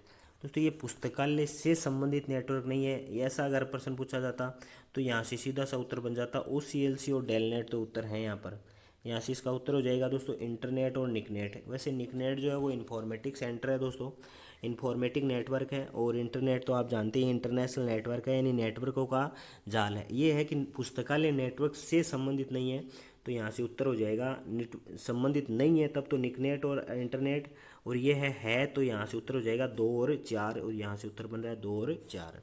आगे डेलनेट द्वारा नियमित रूप से राष्ट्रीय सम्मेलन को किस रूप में जाना जाता है दोस्तों? तो नेकलिन के रूप में जाना जाता है। और आपको याद रखना है दोस्तों, नेकलिन कार्यक्रम जो है डेलनेट का नेकलिन कार्यक्रम जो है वो राजस्थान के उदयपुर ज़िले में भी क्या किया गया, आयोजित किया गया। कब आयोजित किया गया वो आप हमें बता सकते हैं। साथ ही दोस्तों नेकलिन के बारे में आप क्या जानते हैं, नेकलिन का पूरा नाम क्या है, तो वो भी आप हमें क्या कर सकते हैं, कमेंट कर सकते हैं। आगे प्रश्न है दोस्तों, भारत की राष्ट्रीय पुस्तकालय समिति के अध्यक्ष कौन थे? तो राष्ट्रीय पुस्तकालय समिति के अध्यक्ष जो हैं दोस्तों वो BS झा थे। राष्ट्रीय पुस्तकालय समिति की बात करें दोस्तों, यानी जब पुस्तक समिति का गठन किया गया था तो उसके अध्यक्ष कौन थे? तो उसके अध्यक्ष जो हैं वो B झा थे। आगे है प्रश्न दोस्तों कि निम्नलिखित में से कौन सी डाटाबेस प्रबंधन प्रणाली की भाषा नहीं है? तो डेटाबेस यानी डेटाबेस मैनेजमेंट की सिस्टम की जो भाषा जो है वो कौन सी नहीं है? तो यहाँ से सीधा सा बन जाएगा उत्तर, वो है PLI। DML पास्कल और DDL ये क्या है, DBMS की क्या है भाई, लैंग्वेज है, बल्कि PLI नहीं है। आगे इंटरनेट पर फाइलों के आदान प्रदान करने के लिए कौन सा नियम लागू होता है? तो आप याद रखेंगे दोस्तों वो है FTP यानी फाइल ट्रांसपोर्ट प्रोटोकॉल, साथ ही IP यानी इंटरनेट प्रोटोकॉल। आगे प्रश्न है दोस्तों 55 का जो महत्वपूर्ण प्रश्न है, प्रश्न बनेगा विश्व पुस्तकें स्वत्वाधिकार दिवस, यानी इसको आप ले तो ये बनेगा international book day, international book day and copyright day, international book day and copyright day जो है वो कब आयोजित होता है, तो आप याद रखेंगे 23 अप्रैल को क्या है दोस्तों आयोजित होता है। यहाँ पर मैं थोड़ी सी चर्चा करना चाहूँगा दोस्तों कि इंटरनेशनल बुक डे जो है उसकी शुरुआत की बात करें तो वो सन 1972 से यूनेस्को के द्वारा अमेरिका से क्या की गई थी, शुरू की गई थी। इसके साथ में कॉपीराइट डे भी नाम जोड़ दिया गया। ये कॉपीराइट डे भी कहाँ जोड़ा गया, तो ये जोड़ा गया यूएसए अमेरिका में। और कब जोड़ा गया, तो ये जोड़ा गया 1995 में, यानी दो आंकड़े हो गए हैं 1995 और 1972। दोनों ही चीज़ें आपको क्या रखनी है, याद रखनी है, तो दोनों का विशेष योगदान है। आगे प्रश्न बनेगा दोस्तों, प्रश्न संख्या 56 और 56 में लिखा हुआ है कि कॉमन कम्युनिकेशन फॉर्मेट यानी सीसीएफ की दोस्तों ये बात कराएं। और सीसीएफ जो है वो कौन बनाता है दोस्तों, तो सीसीएफ जो है वो यूनेस्को के द्वारा बनाया जाता है। दोस्तों यहाँ पर सीसीएफ की भी थोड़ी चर्चा कर लेते हैं। सीसीएफ का विकास जो है वो विकास तो इनके यूनेस्को के द्वारा 1978 में ही कर दिया गया था, लेकिन इसका पहली बार प्रतिपादन जो है वो सीसीएफ फर्स्ट के नाम से अगर बात करें तो वो किया गया 1984 में। उसके बाद में सीसीएफ सेकंड जारी हुआ दोस्तों, तो सीसीएफ सेकंड जो है वो 1988 में। मैं यहाँ से प्रश्न बनेगा दोस्तों महत्वपूर्ण कि सीसीएफ का कोई थर्ड एडिशन भी जारी हुआ क्या, अगर थर्ड जारी हुआ तो कब जारी हुआ, उसका आप क्या कर सकते हैं, हमें कमेंट कर सकते हैं। आगे है दोस्तों कि पुस्तकालय वर्गीकरण का जनक किसे कहा जाता है, तो अपन बहुत सारे वीडियो में चर्चा कर चुके हैं दोस्तों, मेलविन डेवियो कहा जाता है। बुक कूपन पद्धति की व्यवस्था किसके द्वारा की गई, तो बुक कूपन सिस्टम जो है वो यूनेस्को के द्वारा शुरू किया गया। दोस्तों हर एग्ज़ाम में यूँ समझ लो कि यूनेस्को के 2 प्रश्न हर बार पूछे जाते हैं।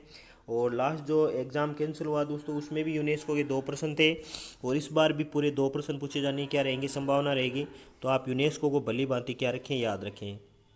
आगे दोस्तों भारत में पुस्तकालय एवं सूचना गतिविधियों में कंप्यूटर का इस्तेमाल करने वाला पहला केंद्र कौन सा था, तो ये पहला केंद्र जो है दोस्तों वो बात करें दोस्तों ये तो इंचडॉग था। और वर्तमान में इसका क्या नाम हो गया है, तो वो भी आप याद रखेंगे, वर्तमान में इसका नाम निस्केर हो गया है। तो ये आप ज़रूर क्या रखेंगे, यहाँ से ध्यान रखेंगे। आगे प्रश्न बनेगा दोस्तों, आगे प्रश्न है दोस्तों कौन सा पुस्तकालय विज्ञान का चतुर्थ सूत्र है, तो याद रखना दोस्तों पाठक का समय बचाएं पुस्तकालय विज्ञान का क्या है, चौथा सूत्र है। आगे बात करेंगे दोस्तों इंडियन नेशनल बिब्लियोग्राफी यानी आईएनबी का प्रकाशन कौन करता है या किसके द्वारा किया जाता है, तो आईएनबी का प्रकाशन जो है तो केंद्रीय संदर्भ पुस्तकालय यानी बोले तो सीआरएल बोले तो सेंट्रल रेफरेंस लाइब्रेरी के द्वारा क्या किया जाता है दोस्तों, इसका प्रकाशन किया जाता है। इसका प्रकाशन जो है दोस्तों सर्वप्रथम शुरुआत जो है वो सन 1957 में क्या थी, इसकी की गई थी। और इसको प्रकाशित करने में महत्वपूर्ण भूमिका की बात करें दोस्तों तो बीएस केशवन जो है वो इसको प्रकाशित करने में क्या करते हैं, महत्वपूर्ण भूमिका निभाते हैं। आगे प्रश्न बनेगा दोस्तों, प्रश्न संख्या 62 की बात करें दोस्तों तो यहाँ 62 है वो है आधुनिक आईसीटी यानी इंफॉर्मेशन कम्युनिकेशन टेक्नोलॉजी में शामिल है कौन सी चीज़ें हैं, और वो कौन जो शामिल है या नहीं है, तो उनकी सब की अपन बात कर लेते हैं दोस्तों। यहाँ से अपने को याद रखना है जो चीज़ें शामिल हैं उनकी अपन यहाँ क्या करेंगे, चर्चा करेंगे।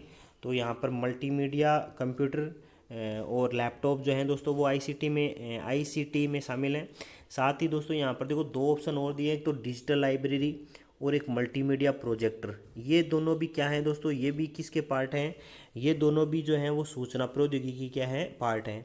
दोस्तों यहाँ से उत्तर हमने 1 लगा रखा है, तो आप यहाँ पर उत्तर जो है वो उसका क्या बना लेंगे, 4 बना लेंगे।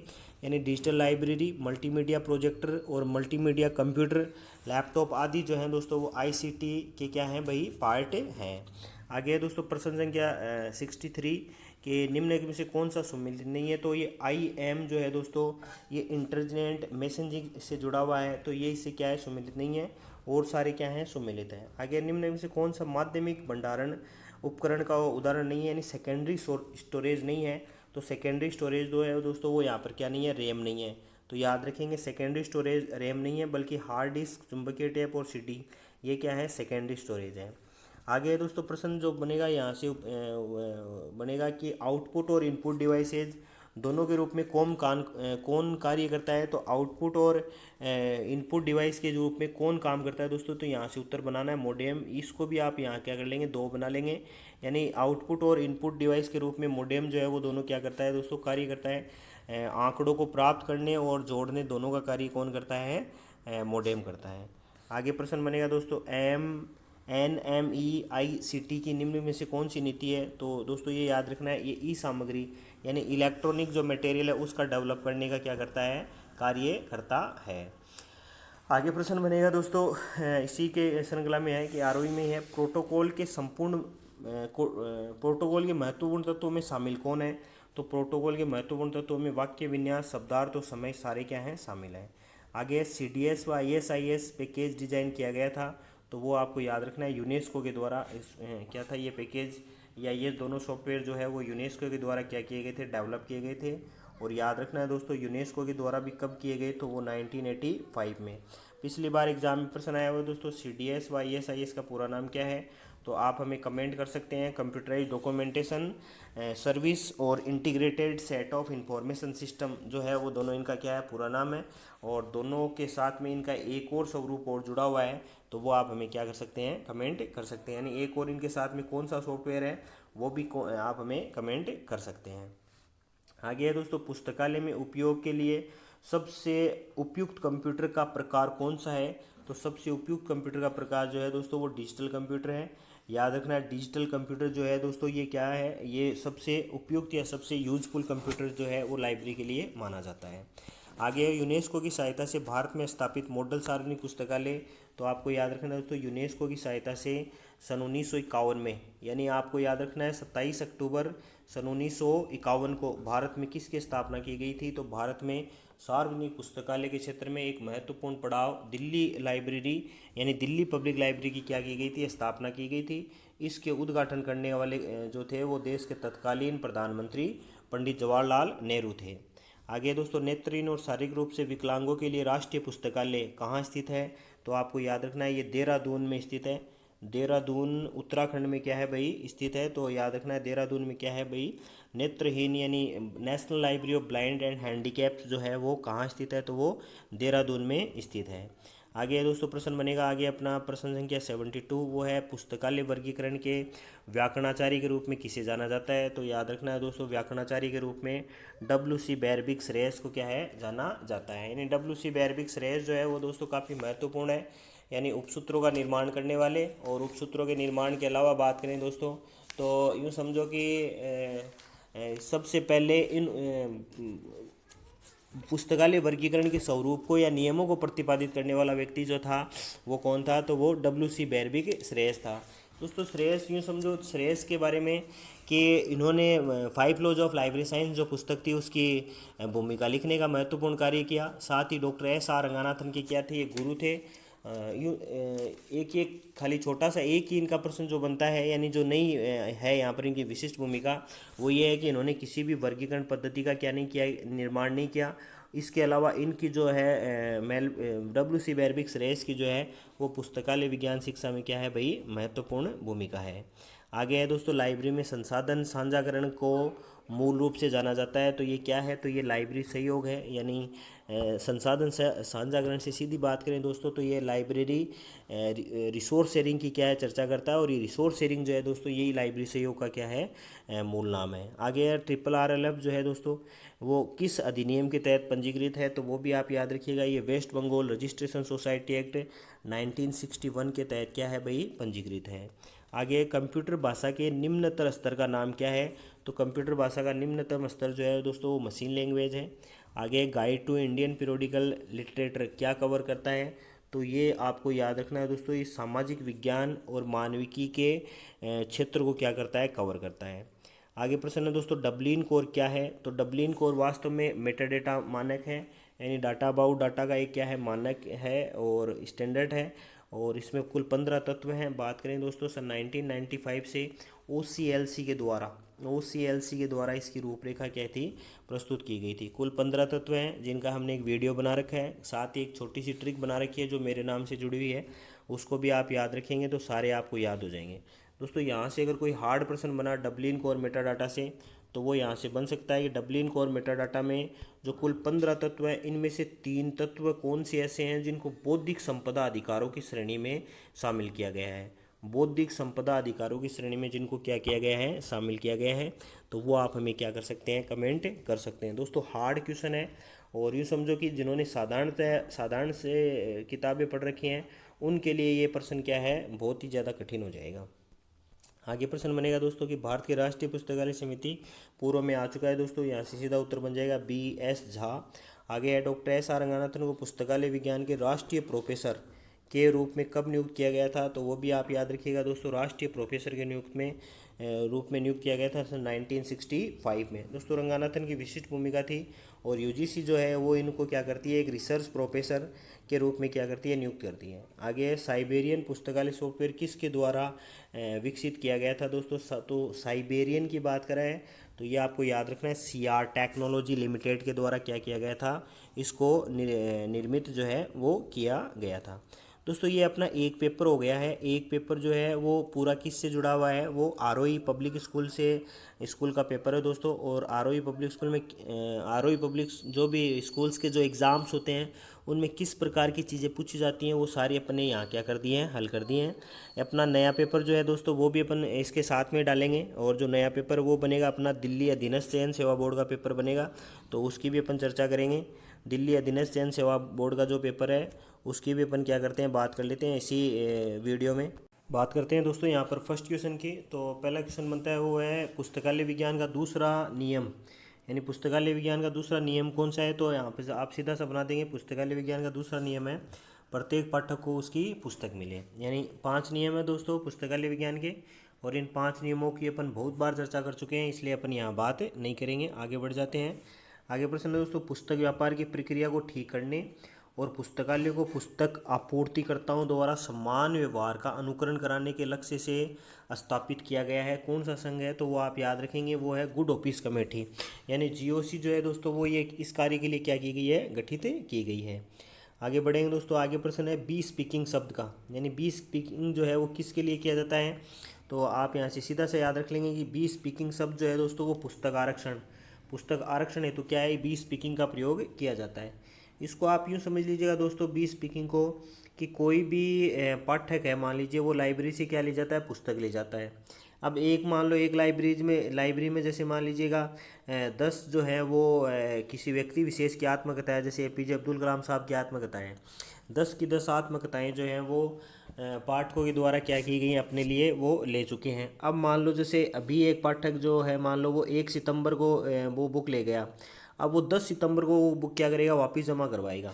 इस दौरान मान लो अपन 2 सितंबर को जैसे कोई व्यक्ति वहाँ गया और वो बोला कि मुझे APJ अब्दुल कलाम साहब की आत्मकथा चाहिए, पुस्तकें सारी 10 थी तो वो दे नहीं पाएगा, तो वो क्या करेगा, वो उसके लिए पुस्तक रिजर्व रख लेगा, और रिजर्व के लिए वो क्या लिख लेगा, बी स्पीकिंग। और जैसे ही 10 तारीख को वो पुस्तक जमा होगी तो सर्वप्रथम वो पुस्तक किसे दे देगा, संबंधित पाठक को दे देगा। ये क्या है, बी स्पीकिंग होता है। आगे है दोस्तों, भारत में किस विश्वविद्यालय ने 1 वर्षीय पाठ्यक्रम पुस्तकालय विज्ञान शिक्षा में स्नातकोत्तर डिप्लोमा के लिए शुरू किया था, तो स्नातकोत्तर की बात करा है दोस्तों यहाँ पर ये, यानी स्नातक के 1 वर्षीय पाठ्यक्रम जो स्नातकोत्तर डिप्लोमा के लिए शुरू किया गया था वो कहाँ शुरू किया गया था, तो उसकी अपन यहाँ क्या कर लेते हैं, चर्चा कर लेते हैं। यानी 1 वर्षीय पाठ्यक्रम की बात करा है दोस्तों, तो आप यहाँ से याद रखेंगे दोस्तों, यहाँ पर ये जो स्नातकोत्तर जो नाम है इसको आप स्नातक कर दीजिएगा, इसको आप क्या कर लीजिएगा, स्नातक कर लीजिएगा। और ये सबसे पहले शुरू करने वाला जो है वो अलीगढ़ मुस्लिम विश्वविद्यालय है। कब शुरू करता है ये, तो वो भी आप याद रखिएगा, सन 1947 में ये क्या करता है, शुरू करता है। बाद में सन 1958 में इसी को क्या कर देता है, ये इसी का नाम परिवर्तित करके इसको एक नए स्वरूप में क्या है, शामिल कर लेता है। आगे है दोस्तों कि पुस्तक एवं समाचार स्फूर्दगी अधिनियम, ये डिलीवरी बुक ऑफ एक्ट है। इसके अंतर्गत दक्षिणी क्षेत्र हेतु विधिक जमाओं का विशेषाधिकार किस जन पुस्तकालय के लिए है, दोस्तों ये दक्षिण के अंदर बात कर रहा है, यानी डिलीवरी बुक ऑफ एक्ट तो है ये डिलीवरी बुक ऑफ एक्ट है, डिलीवरी बुक ऑफ एक्ट है। और ये किसकी बात कर रहा है, तो ये साउथ की बात कर रहा है। अब साउथ में कौन है, तो दक्षिण में विशेषाधिकार किसके पास तो कौन है, तो कोनेमेरा पब्लिक लाइब्रेरी के पास में। साथ ही आगे प्रश्न है दोस्तों, DDC में भौतिकी के लिए, यानी DDC में फिजिक्स के लिए क्या कोड होता है, तो फिजिक्स के लिए 530 होता है। यानी 530 जो है दोस्तों, 500 से 599 जो है वो प्योर साइंस है, 500 से 599 जो है वो क्या है भाई, प्योर साइंस है। और प्योर साइंस में 530 जो है वो क्या है भाई, 530 का कोड जो है वो फिजिक्स से संबंधित है। साथ ही दोस्तों अगर आपको पता है पहले के एग्जाम्स के पेपर आप पढ़ रहे हैं तो आपको जानकारी रखनी है। KVS एग्ज़ाम 2018 में एक प्रश्न पूछा गया है पहले 570 कि 570 क्या है, तो याद रखना है दोस्तों 570 जो है वो बायोलॉजी है। 570 क्या है, बायोलॉजी है। इस बार भी मान लो ऐसा कोई कंटेंट हो, और जैसे मान लो 370 या 470, फिर यहाँ 570 और 670, मान लो ऐसी कोई श्रृंखला हो, तो आप इन कोड को जरूर आप क्या रखेंगे, याद रखेंगे। दोस्तों यहाँ से आप 370 बता सकते हैं कि 370 क्या है। आप कमेंट में हमें क्या कर सकते हैं, 370 बता सकते हैं। पहले तो आपको 300 से 399 पढ़ना है, और फिर आपको कितना करना है, 370 को बताना है। आगे प्रश्न बनेगा दोस्तों, पुस्तकालय इमारत के डिजाइन का आधारभूत नियम, यानी कौन सा नियम है जो पुस्तकालय के इमारत की डिजाइन को देता है, तो वो भविष्य में वृद्धि, ये लोचशीलता यानी लचीलापन, और क्षेत्रों का प्रावधान, उपयुक्त, सारे यहाँ उत्तर हो जाएगा। आगे है दोस्तों, लूथर गुलिक का शब्द है तो वो हो जाएगा पोस्ट कोर्ब। लूथर गुलिक और एल उर्विक के द्वारा दिया गया पोस्ट कोर्ब जो है वो महत्वपूर्ण एलिमेंट्स है किसका, मैनेजमेंट का, जिसके अंदर 7 प्रमुख तत्व क्या किए गए हैं, शामिल किए गए हैं। प्लानिंग है, organisation, staffing, direction, coordination, reporting और बजटिंग, ये 7 कुल महत्वपूर्ण तत्व क्या है इसमें शामिल किए गए हैं। आगे प्रश्न बनेगा दोस्तों, निम्नलिखित में से कौन सा पुस्तकालय के राजस्व का स्रोत है, तो राजस्व यानी पैसे का काम करता है। उपयुक्त सभी हैं, देखो सरकारी अनुदान है, पुस्तकालय दंड है, और प्रतिलिपिकरण सेवाएं आदि का स्वरूप क्या इसमें शामिल रहता है। आगे प्रश्न बनेगा दोस्तों, अनुमान के रूप में भविष्य में दी गई अवधि के लिए अनुमानित आय और व्यय या परिचालन परिणामों का मध्य क्या कहलाता है, तो दोस्तों आपको याद रखना है सीधा सा, ये यहाँ से याद रखना आपको, ये बजट कहलाता है। ये क्या कहलाता है, बजट कहलाता है, यानी सीधा सा उत्तर बन जाएगा क्या भाई, बजट। आगे ब्राउन ने चार्जिंग प्रणाली में शामिल नहीं है, क्या शामिल नहीं है, तो अंतरण पर्ची शामिल नहीं है। देखो पाठ्य की टिकट, पुस्तक का कार्ड और तिथि पर्ची ये शामिल है, लेकिन ये अंतरण पर्ची जो है वो क्या नहीं है, शामिल नहीं है। आगे दोस्तों, DDC में विषयों को ब्रह्मांड मुख्यतः कितने वर्गों में बांटता है, तो आपको याद रखना है ज्ञान जगत के 10 मुख्य वर्गों में क्या किया जाता है, इसको बांटा जाता है। आगे दिल्ली जन पुस्तकालय किया गया, यानी कब स्थापित किया गया, तो सन 1951 में जो है वो दिल्ली जन पुस्तकालय जो है दोस्तों वो क्या किया गया था, स्थापित किया गया था। किसके सहयोग से स्थापित किया गया, तो वो आप बता देंगे कि यूनेस्को के सहयोग से क्या किया गया था, स्थापित किया गया था। आगे प्रश्न है दोस्तों, विविध कार्यों के लिए कंप्यूटर द्वारा प्रयोग किए जाने वाला कार्यक्रमों का समुच्चय क्या कहलाता है, तो सीधा सा उत्तर बन जाएगा दोस्तों वो एप्लीकेशन सॉफ्टवेयर कहलाता है।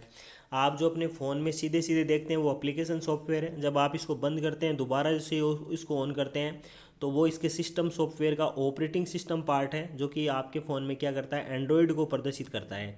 साथ में आप जिनको देखते हैं जैसे क्रिकबज है, आपके फ़ोन का गैलरी या अन्य कोई भी चीज़ें जो भी आप देखते हैं वो सारी की सारी क्या है, एप्लीकेशन सॉफ्टवेयर है। आप इसको क्या करते हैं, साफ़ सुथरा रखते हैं, या इसमें किसी प्रकार के वायरस से इसको बचाते हैं, तो वो क्या है, यूटिलिटी सॉफ्टवेयर है। तो तीन ही प्रकार होते हैं सॉफ्टवेयर के, जो तीनों का नाम आपको क्या रखना है, याद रखना है। आगे प्रश्न दोस्तों, फीड वह निकाय है जो उत्तरदायित्व लेता है किसका, यानी सार्वभौमिक दशमलव वर्गीकरण का क्या है भाई, इसका मूल नाम है, यानी इसके पूरे नाम को क्या करता है, ये यहाँ प्रदर्शित करता है। आगे प्रश्न बनेगा दोस्तों, एक पुस्तकालय में दस्तावेजों की सूची या इसके एक भाग में संकलन बनाने वाले क्या कहलाते हैं, या क्या चीज़ कहलाती है, तो वो आप सीधा सा उत्तर याद रखेंगे, वो कहलाता है पुस्तकालय कैटलॉग, यानी लाइब्रेरी कैटलॉग। आगे दृश्य सर्वे पदार्थ, यानी ऑडियो विजुअल मेथड्स हैं, तो वो फिल्म स्क्रिप्ट्स है, वीडियो रिकॉर्डिंग है, और सीट का क्या है, संगीत है, ये सारे हैं। आगे बुक मैटिक, फोटो चार्जिंग और टोकन चार्जिंग, ये किससे रिलेटेड है, तो ये सर्कुलेशन सिस्टम से क्या है भाई, रिलेटेड है। किससे रिलेटेड है, तो याद रखना है दोस्तों, सर्कुलेशन से। आगे संप्रेषण प्रक्रिया में बाधक क्या है, देखो भाषा भी है, आर्थिक स्थिति भी है, और समय की कमी, ये सारे क्या है, संप्रेषण यानी कम्युनिकेशन प्रोसेसिंग के अंदर क्या है भाई, बाधक का कार्य करते हैं। आगे प्रश्न बनेगा दोस्तों, निम्नलिखित में से किस सूचना संप्रेषण का एक अनौपचारिक चैनल कहा जाता है, किसे कहा जाता है, कि कौन सा ऐसा चैनल जिसे अनौपचारिक कहा है, तो वो है अदृश्य महाविद्यालय। अदृश्य महाविद्यालय को इसका क्या कहा जा सकता है, अनौपचारिक चैनल भी कहा जा सकता है। आगे दोस्तों, निम्नलिखित में से नहीं है, देखो यानी नहीं है का यहाँ से सीधा सा उत्तर बनाना है दोस्तों, ये यहाँ से प्रश्न बनेगा कि निम्नलिखित में से नहीं है, यानी निम्नलिखित में से किस राज्य में सार्वजनिक पुस्तकालय अधिनियम लागू नहीं किया गया। तो देखो केरल में लागू किया गया है, पश्चिम बंगाल में लागू किया गया है, महाराष्ट्र में लागू किया गया, अब जम्मू कश्मीर में नहीं लागू किया गया है, तो नहीं है, यानी सार्वजनिक पुस्तकालय अधिनियम नहीं लागू है, तो वो उत्तर हो जाएगा यहाँ पर जम्मू कश्मीर। आगे है दोस्तों सूचकांक मेडिकस की आवधिकता क्या है, यानी सूचकांक मेडिकस जो है इसकी फ्रीक्वेंसी क्या है, तो वो भी आप याद रखिएगा दोस्तों, इसकी जो फ्रीक्वेंसी है वो मासिक है। आगे है मशीन के पठन योग्य रूप में अभिलेखों का संकलन क्या कहलाता है, तो मशीन के अभिलेखों के रूप में जो संकलित की जाती है दोस्तों वो डेटाबेस मैनेजमेंट है, यानी डीबीएस है, बोले तो क्या है भाई, डेटाबेस है। आगे है समसामयिक विकास पर दस्तावेजों की समीक्षा पर आधारित विषयों में अनुसंधान की साधारण दिशा का एक खाता कौन सा संदर्भ स्रोतों को उपलब्ध करवाता है, तो वो भी आप याद रखिएगा दोस्तों, वो है वर्तमान सामग्री। वो क्या है भाई, वर्तमान सामग्री। आगे है दोस्तों डॉक्टर एस आर रंगानाथन के अनुसार श्रृंखला के उपसूत्र हैं, तो डॉक्टर एस आर रंगानाथन के अनुसार श्रृंखला के जो उपसूत्र हैं वो है विस्तारण और अधिमिश्रण के घटने का सिद्धांत है, यानी cannons of the decreasing extension and modulation से क्या है भाई, जुड़ा हुआ है। आगे बनेगा दोस्तों इसी पेपर में प्रश्न बनेगा कि सार्वभौमिक दशमलव वर्गीकरण पद्धति किस वर्ष में प्रकाशित की गई, यानी ये यूडीसी की पूछ रहा है दोस्तों, तो यूडीसी सन 1905 में। और अपन ने अभी इसी वीडियो में बात की कि यूडीसी के लगभग 4 तो पूर्ण संस्करण और 3 संक्षिप्त संस्करण जो है वो प्रकाशित किए गए पॉल ऑटलेट और हेनरी लॉर्ड फाउंटेन के द्वारा इसको क्या किया गया था, बनाया गया था। और यूँ समझो कि फीड की सबसे बड़ी देन जो है वो कौन मानी जाती है, वो यूडीसी ही मानी जाती है। आगे सामान्यतः सूचना स्रोतों की निम्न की श्रेणियों में बांटा गया, यानी सूचना स्रोतों को कौन सी श्रेणियों में बांटा गया है, तो देखो सामान्यतः सूचना स्रोतों को 2 ही श्रेणियों में बांटा गया है, एक तो है डॉक्यूमेंटेशन और एक है नॉन डॉक्यूमेंटेशन, यानी एक तो डॉक्यूमेंट और एक दूसरा नॉन डॉक्यूमेंट। अगर यहाँ पर सूचना स्रोतों का और स्वरूप आता दोस्तों, हैंसन के अनुसार आता तो 2 प्रकार, डेनिस ग्रोगन के अनुसार आता तो 3 प्रकार, एस आर रंगानाथन के द्वारा आता तो 4 प्रकार हो जाता। आगे दोस्तों मार्क पहली बार कब किसके द्वारा विकसित किया गया, तो वो भी आप याद रखिएगा दोस्तों, मार्क यानी मशीन रीडेबल कैटलॉग जो है वो लाइब्रेरी ऑफ कांग्रेस, यानी लाइब्रेरी ऑफ कांग्रेस बोले तो अमेरिका का जो राष्ट्रीय पुस्तकालय है उसके द्वारा क्या किया गया था, निर्मित किया गया था। दोस्तों आप बता सकते हैं हमें मार्क के बारे में कि मार्क की शुरुआत सबसे पहले कब हुई, और क्या मार्क जो सेकंड है वो मार्क फर्स्ट पर आधारित था या फिर मार्क पर आधारित था। प्रश्न थोड़ा सा टिपिकल है दोस्तों, लेकिन आप इसको देखेंगे तो आपको पता चल जाएगा कि मार्क जो है वो मार्क सेकंड जो है वो मार्क फर्स्ट पर आधारित था या सिर्फ मार्क पर आधारित था, तो ऐसा आप हमें क्या कर सकते हैं, कमेंट कर सकते हैं। आगे दोस्तों तार्किक परिचालक एंड और नोट पहली बार विकसित किए गए थे, किसके द्वारा विकसित किए गए, तो याद रखेंगे दोस्तों जॉर्ज गुल्ले के द्वारा। प्रबंधन में D a spirit day corpse का क्या अर्थ होता है, तो इसका अर्थ जो है वो समूह भावना होती है, इसका अर्थ जो है दोस्तों वो क्या होती है, समूह भावना है। आगे अधिग्रहण संख्या का क्या अर्थ है, अधिग्रहण संख्या जो है दोस्तों उसका क्या अर्थ होता है, तो ये एक पुस्तक की क्या है, मूल संख्या, या पुस्तक की क्या है भाई, एक पुकार संख्या है, पुस्तक की क्या है भाई, एक मूल संख्या, सॉरी यहाँ से उत्तर बताना, एक पुस्तक की एक क्या है, अनोखी संख्या है, यहाँ से 2 नहीं करके दोस्तों अपने को क्या करना है, एक ही उत्तर राइट करना है, यानी पुस्तक की एक क्या है भाई, एक अनोखी संख्या जो है वो क्या है, अधिग्रहण संख्या है, बोले तो सेशन नंबर है। आगे है अधिक समय लेने वाले प्रश्न और एक से अधिक संदर्भ स्रोत का प्रयोग सामान्यतः क्या कहलाता है, तो दोस्तों एक अधिक समय लेने, अब देखो अधिक समय लेने का मतलब यहाँ से 30 मिनट से ज़्यादा का समय हो गया, और एक से अधिक संदर्भ स्रोत, तो ये हो जाएगा दोस्तों लॉन्ग रेंज सर्विस हो जाएगा, यानी ये हो जाएगा लंबी दूरी, या इसको हिंदी में बोले तो ये बन जाएगा दीर्घकालीन संदर्भ सेवा, ये बन जाएगा क्या भाई, दीर्घकालीन संदर्भ सेवा। आगे है दोस्तों सी डी रोम क्या है, तो ये कॉम्पैक्ट डिस्क के रीड ओनली मेमोरी जो है ये भंडारण उपकरण है, यानी स्टोरेज की क्या है, एक डिवाइस है, स्टोरेज की क्या है भाई, एक डिवाइस है। आगे प्रश्न है दोस्तों नेटवर्क और भौतिक के बीच OSI मॉडल कौन सी परत होती है, तो आप याद रखिएगा दोस्तों ये डाटा लिंक की क्या होती है, एक परत होती है। निम्न में से कौन सा नेटवर्क प्राथमिक रूप से शिक्षा और अनुसंधान हेतु उपयोगी है, तो ये अर्नेट है दोस्तों, अर्नेट को आपको याद रखना है, ये है education and research network, educational and research network का पूरा नाम है, जिसकी स्थापना सन 1986 में की गई थी। तो आपको याद रखना है दोस्तों अर्नेट का पूरा नाम एग्जाम में बहुत बार पूछा गया है, JTU एग्जाम में पूछा गया है, इसका सन भी आपको क्या रखना है, याद रखना है। आगे दोस्तों, निम्नलिखित में से कौन सा न्यू इंसाइक्लोपीडिया ऑफ ब्रिटेनिका का भाग नहीं है? कौन सा ऐसा है जो न्यू इंसाइक्लोपीडिया ऑफ ब्रिटेनिका का एक भाग नहीं है? तो देखो यहाँ पर लिखा है, एक तो मैक्रोपीडिया, प्रोपीडिया, प्रीमीपीडिया है दोस्तों। ये प्रोपीडिया नहीं होकर आपको याद रखना है प्रीमीपीडिया। ऐसे ही सूक्ष्म सूक्ष्म नाम जो है वो क्या करेगा, एग्जामिनर आपके लिए देगा, तो आपको यहाँ पर दिग्भ्रमित नहीं होना है दोस्तों। इसमें प्रोपीडिया है न कि प्रीमीपीडिया मीडिया है, तो ये प्रीमी मीडिया आप क्या रखेंगे, याद रखेंगे। आगे है दोस्तों, केस का सिस्टम है। केस क्या है? तो करंट अवेयरनेस सर्विस। और ये क्या करती है? तो ये समसामयिक नई सूचना के प्रसारण की क्या है, एक प्रक्रिया है। OCLC का पूरा नाम क्या है? तो ऑनलाइन कंप्यूटर लाइब्रेरी सेंटर है दोस्तों। OCLC दुनिया का सबसे बड़ा और यूँ समझो सबसे पुराना पुस्तकालय संघ है। 1967 से अपने अस्तित्व में है। आप यहाँ पर अगर जानते हैं दोस्तों, तो सबसे पहले आप हमें बताएंगे कि इसकी स्थापना जो हुई थी वो ओयो कॉलेज लाइब्रेरी सेंटर के नाम से हुई थी। इसकी स्थापना कहाँ हुई और इसकी एग्जिट डेट क्या है, वो आप हमें क्या करेंगे, कमेंट करेंगे। साथ ही दोस्तों, आपको याद रखना है, ये वर्तमान में यूँ समझो, वर्तमान में यह दुनिया के 122 देशों के 16,964 पुस्तकालयों को अपनी क्या कर रहा है, ऑनलाइन सर्विस दे रहा है। और याद रखना है दोस्तों, यहाँ पर इन OCLC का विशेष महत्व है कि DDC का तो ऑनलाइन प्रकाशन करता है ही है, साथ ही साथ यूँ समझो वर्ड कैट जैसे महत्वपूर्ण प्रकाशनों का स्वरूप भी क्या है, OCLC के द्वारा प्रकाशित किया जाता है। इसको स्थापित करने में फ्रेड किलगर की क्या रही दोस्तों, महत्वपूर्ण भूमिका रही है। तो ये भी आप क्या रखेंगे, यहाँ पर याद रखेंगे। आगे प्रश्न बनेगा दोस्तों, वो है कि वेब के एक साइट पर जाने के लिए पटल पर एक दस्तावेज आता है, उसको क्या कहते हैं? तो उसको, पटल का मतलब होम स्क्रीन है दोस्तों, उसको क्या कहते हैं? तो उसको होम पेज कहते हैं। आगे है नेटवर्क एक है, तो नेटवर्क जो है वो कंप्यूटर के बीच परस्पर क्या है, एक कनेक्शन है। आगे प्रश्न बनता है दोस्तों, USA में पहला पुस्तकालय विद्यालय द्वारा शुरू किया गया था, यानी किसके द्वारा शुरू किया गया था? तो वो मेलविन डेवी के द्वारा। और बात करें दोस्तों कब शुरू किया गया था, वो भी आप याद रखिएगा। ये शुरू किया गया था 5 जनवरी सन 1887 को। और इसका नाम था, वो था school of library economy. School of library economy इसका क्या था, स्कूल ऑफ लाइब्रेरी इकोनॉमी इसका नाम था। और 5 जनवरी सन 1887 में क्या था, शुरू किया गया था। और याद रखना है दोस्तों, यह कहाँ शुरू है? तो ये कोलंबिया शहर में क्या था भाई, शुरू किया गया था। इसी समय कोलंबिया में क्या थे, मेलविन डेवी जो है, यानी आधुनिक पुस्तकालय के जनक मेलविन डेवी जो है, वो कोलंबिया विश्वविद्यालय में पुस्तकालय अध्यक्ष के रूप में क्या कर रहे थे भाई, कार्य कर रहे थे। 1883 से 1890 के समय के दौरान मेलविन डेवी क्या थे भाई, यहीं पर थे।